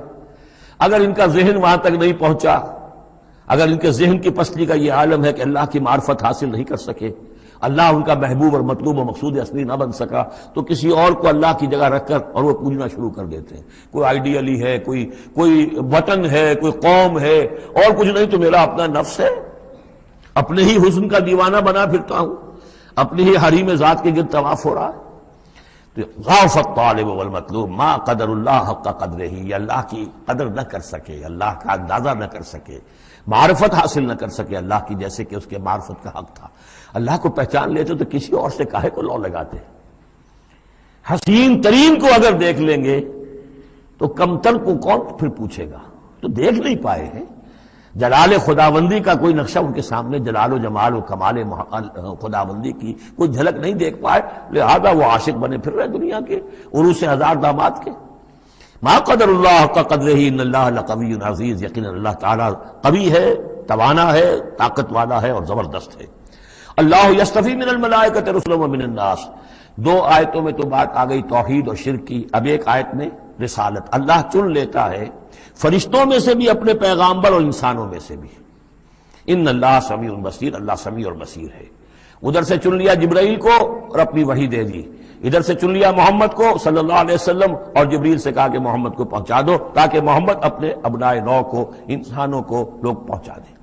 تو یہ گویا کہ دو لنکس ہیں، ایک فرشتہ رسول ملک اور ایک رسول بشر، جبرائیل اور محمد صلی اللہ علیہ وسلم۔ ان اللہ سمیع بصیر، اللہ تعالیٰ سب کو سننے والا اور دیکھنے والا ہے۔ یعلم ما بین ایدیہم وما خلفہم، وہ جانتا ہے جو کچھ ان کے سامنے ہے، جو کچھ ان کے پیچھے ہے۔ وإلی اللہ ترجع الامور، اور پھر تمام معاملات اللہ ہی کی طرف لوٹا دیے جائیں گے۔ یہ آخرت آ گئی، توحید، رسالت، آخرت، یہ ہے ثلاثی، یہ امور ثلاثہ ہیں جن پر ایمان کی دعوت، اور یہ دعوت ہے یا ایھا الناس، اے بنی نوع آدم، اے انسانوں۔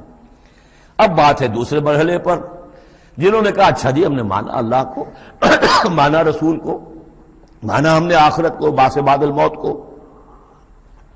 ہم تسلیم کرتے ہیں انا للہ و انا الیہ راجعون۔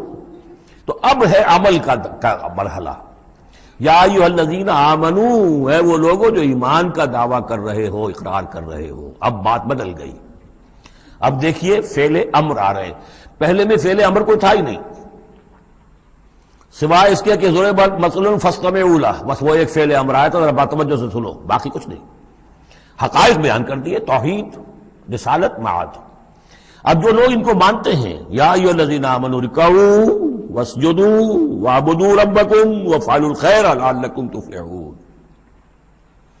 اے ایمان کے دعوے دارو رکوع کرو، جھکو اللہ کے سامنے، واسجدوا اور جھکو، پروسٹریٹ بیفور ہم، اس کے سامنے سر بسجود ہو جاؤ، وَاعْبُدُوا رَبَّكُمْ اور اپنے رب کی بندگی، مکمل بندگی، ٹوٹل بندگی، اس کی پرستش نہیں، بندگی بھی، زندگی آمد برائے بندگی، زندگی بے بندگی شرمندگی، وَافْعَلُوا الْخَيْرَ اور نیک کام کرو، بھلے کام کرو۔ اب بھلا کام کون سا رہ گیا؟ وَاعْبُدُوا میں تو سب کچھ آ گیا، بھلا کام کیا ہے؟ عبادت میں تو جو اللہ نے حکم دیا وہ ہم نے کر دیا، ہم نے بندگی کا حق ادا کر دیا۔ اب فعل خیر کیا ہے؟ وہ یہ ہے کہ خدمت خلق میں اپنے آپ کو لگا دو، اور خدمت خلق صرف یہ نہیں ہے کہ بھوکے کو کھانا کھلا دیا جائے، یہ بھی خدمت خلق ہے۔ سب سے بڑی خدمت خلق کیا ہے؟ ان کی عاقبت سنوارنے کی کوشش کرو، یہ سموچے جہنم کے اندر جا رہے ہیں، گویا کہ دعوت، ان کو بچاؤ، ان لوگوں کو اس حقائق سے خود بھی جن سے کہ تم آشنا ہو گئے ہو، جو حقائق تم پر منکشف ہو گئے ہیں، ان سے انہیں بھی روشناس کرو تاکہ ان کی عاقبت سنور جائے، ان کی بھی زندگی درست ہو جائے۔ لعلکم تفلحون، یہ کرو گے تو فلاح پاؤ گے۔ بہت اہم نکتہ ہے یہ۔ ایمان کے دعوے دارو یہ نہ سمجھ بیٹھو بس ایمان لے آئے تو بس فلاح ہی فلاح ہے، کامیابی ہو گئی بس، نہیں، یہ شہادت گاہ الفت میں قدم رکھنا ہے، یہ تو ابھی قدم رکھا ہے آپ نے، اب یہ کرو اور یہ کرو اور یہ کرو اور یہ کرو تاکہ فلاح پاؤ۔ اگر اس کے بغیر اللہ کی توقع کیے بیٹھے ہو تو یہ تمہارا اپنا خیال ہے، وشفل تھنکنگ ہے۔ تلک امانیکم قل ہاتوا برہانکم ان کنتم صادقین، یہ تو پھر تمہاری اپنے من گھڑت خیالات ہیں۔ اور اس سے بھی اگلا حکم ہے وجاہدوا فی اللہ حق جہادہ، جہاد کرو پھر اللہ کے لیے جیسا کہ اس کے لیے جہاد کا حق ہے۔ جی نہیں، یہ سجدہ جو ہے صرف حضرت شافعی کے نزدیک ہے، امام شافعی کے۔ وجاہدوا فی اللہ حق جہادہ، اور جہاد کرو اللہ کے لیے جیسا کہ اس کے لیے جہاد کا حق ہے۔ هو اجتباکم، اس نے تمہیں چن لیا ہے۔ کیا مانی؟ اب نبوت محمد پر ختم ہو رہی ہے صلی اللہ علیہ وسلم، اب آئندہ جبریل کسی کے پاس وحی نہیں لائیں گے کہ پھر وہ وحی پہنچائے لوگوں کو۔ اب یہ کام یہ کہ وہی جو جبریل وحی لائے اور جو محمد نے تمہیں پہنچا دی، اب تمہیں پہنچانی ہے پوری نوع انسانی کی تک۔ یہ ہے تیسری لنک، هو اجتباکم، اپنے نصیب پر فخر کرو، اللہ نے تمہیں چن لیا ہے، سلیکٹ کر لیا ہے۔ یہ بالکل وہی مضمون اب آ گیا جو سورہ بقرہ میں آیا تھا، وَكَذَلِكَ جَعَلْنَاكُمْ أُمَّةً وَسَطًا لِتَكُونُوا شُهَدَاءَ عَلَى النَّاسِ وَيَكُونَ الرَّسُولُ عَلَيْكُمْ شَهِيدًا، وہی مضمون آ رہا ہے، هُوَ اجْتَبَاكُمْ وَمَا جَعَلَ عَلَيْكُمْ فِي الدِّينِ مِنْ حَرَجٍ، اور تمہارے لیے تو ہم نے دین کے اندر کوئی تنگی رکھی ہی نہیں، ملت ابیکم ابراہیم، یہ تمہارے جد ابراہیم ہی کی ملت ہے۔ هُوَ سَمَّاكُمُ الْمُسْلِمِينَ، اسی نے تمہارا نام مسلم رکھا ہے، اللہ نے تمہیں اس مسلم کا خطاب دیا ہے۔ حضرت ابراہیم نے بھی یہی کہا تھا، ربنا وجعلنا مسلمین لک ومن ذریتنا امۃ مسلمۃ لک، ہماری امت میں سے بھی ایک امت مسلمہ اٹھائی ہو، من قبل وفی ھذا، اس سے پہلے بھی اور اس میں بھی، لیکون الرسول شہیدا علیکم وتکونوا شہداء علی الناس، وہی مضمون جو سورہ بقرہ میں تھا، وکذالک جعلناکم امۃ وسطا لتکونوا شہداء علی الناس ویکون الرسول علیکم شہیدا۔ فرق کیا ہے؟ وہاں پہلے امت کا ذکر ہے پھر رسول کا ذکر، یہاں پہلے رسول کا ذکر ہے پھر امت کا ذکر۔ لِيَكُونَ الرَّسُولُ شَهِيدًا عَلَيْكُمْ وَتَكُونُوا شُهَدَاءَ عَلَى النَّاسِ فَأَقِيمُوا الصَّلَاةَ، پس اس کو اپنی پوری طرح سمجھنے کے بعد اب بسم اللہ کرو، قدم آگے بڑھاؤ، تو سب سے پہلے قدم کہاں بڑھاؤ گے؟ فَأَقِيمُوا الصَّلَاةَ وَآتُوا الزَّكَاةَ، نماز قائم کرو، زکوٰۃ ادا کرو، واعتصموا باللہ، اور اللہ کے ساتھ چمٹ جاؤ، اللہ کے دامن سے وابستہ ہو جاؤ، ہوا مولاکم، وہ تمہارا مولا ہے، مددگار ہے، پشت پناہ ہے، حمایتی ہے، فنعم المولا ونعم النصیر، کیا ہی اچھا ہے حمایتی اور کیا ہی اچھا ہے مددگار۔ بارک اللہ لی ولکم فی القرآن العظیم ونفعنی وإیاکم بالآیات والذکر الحکیم۔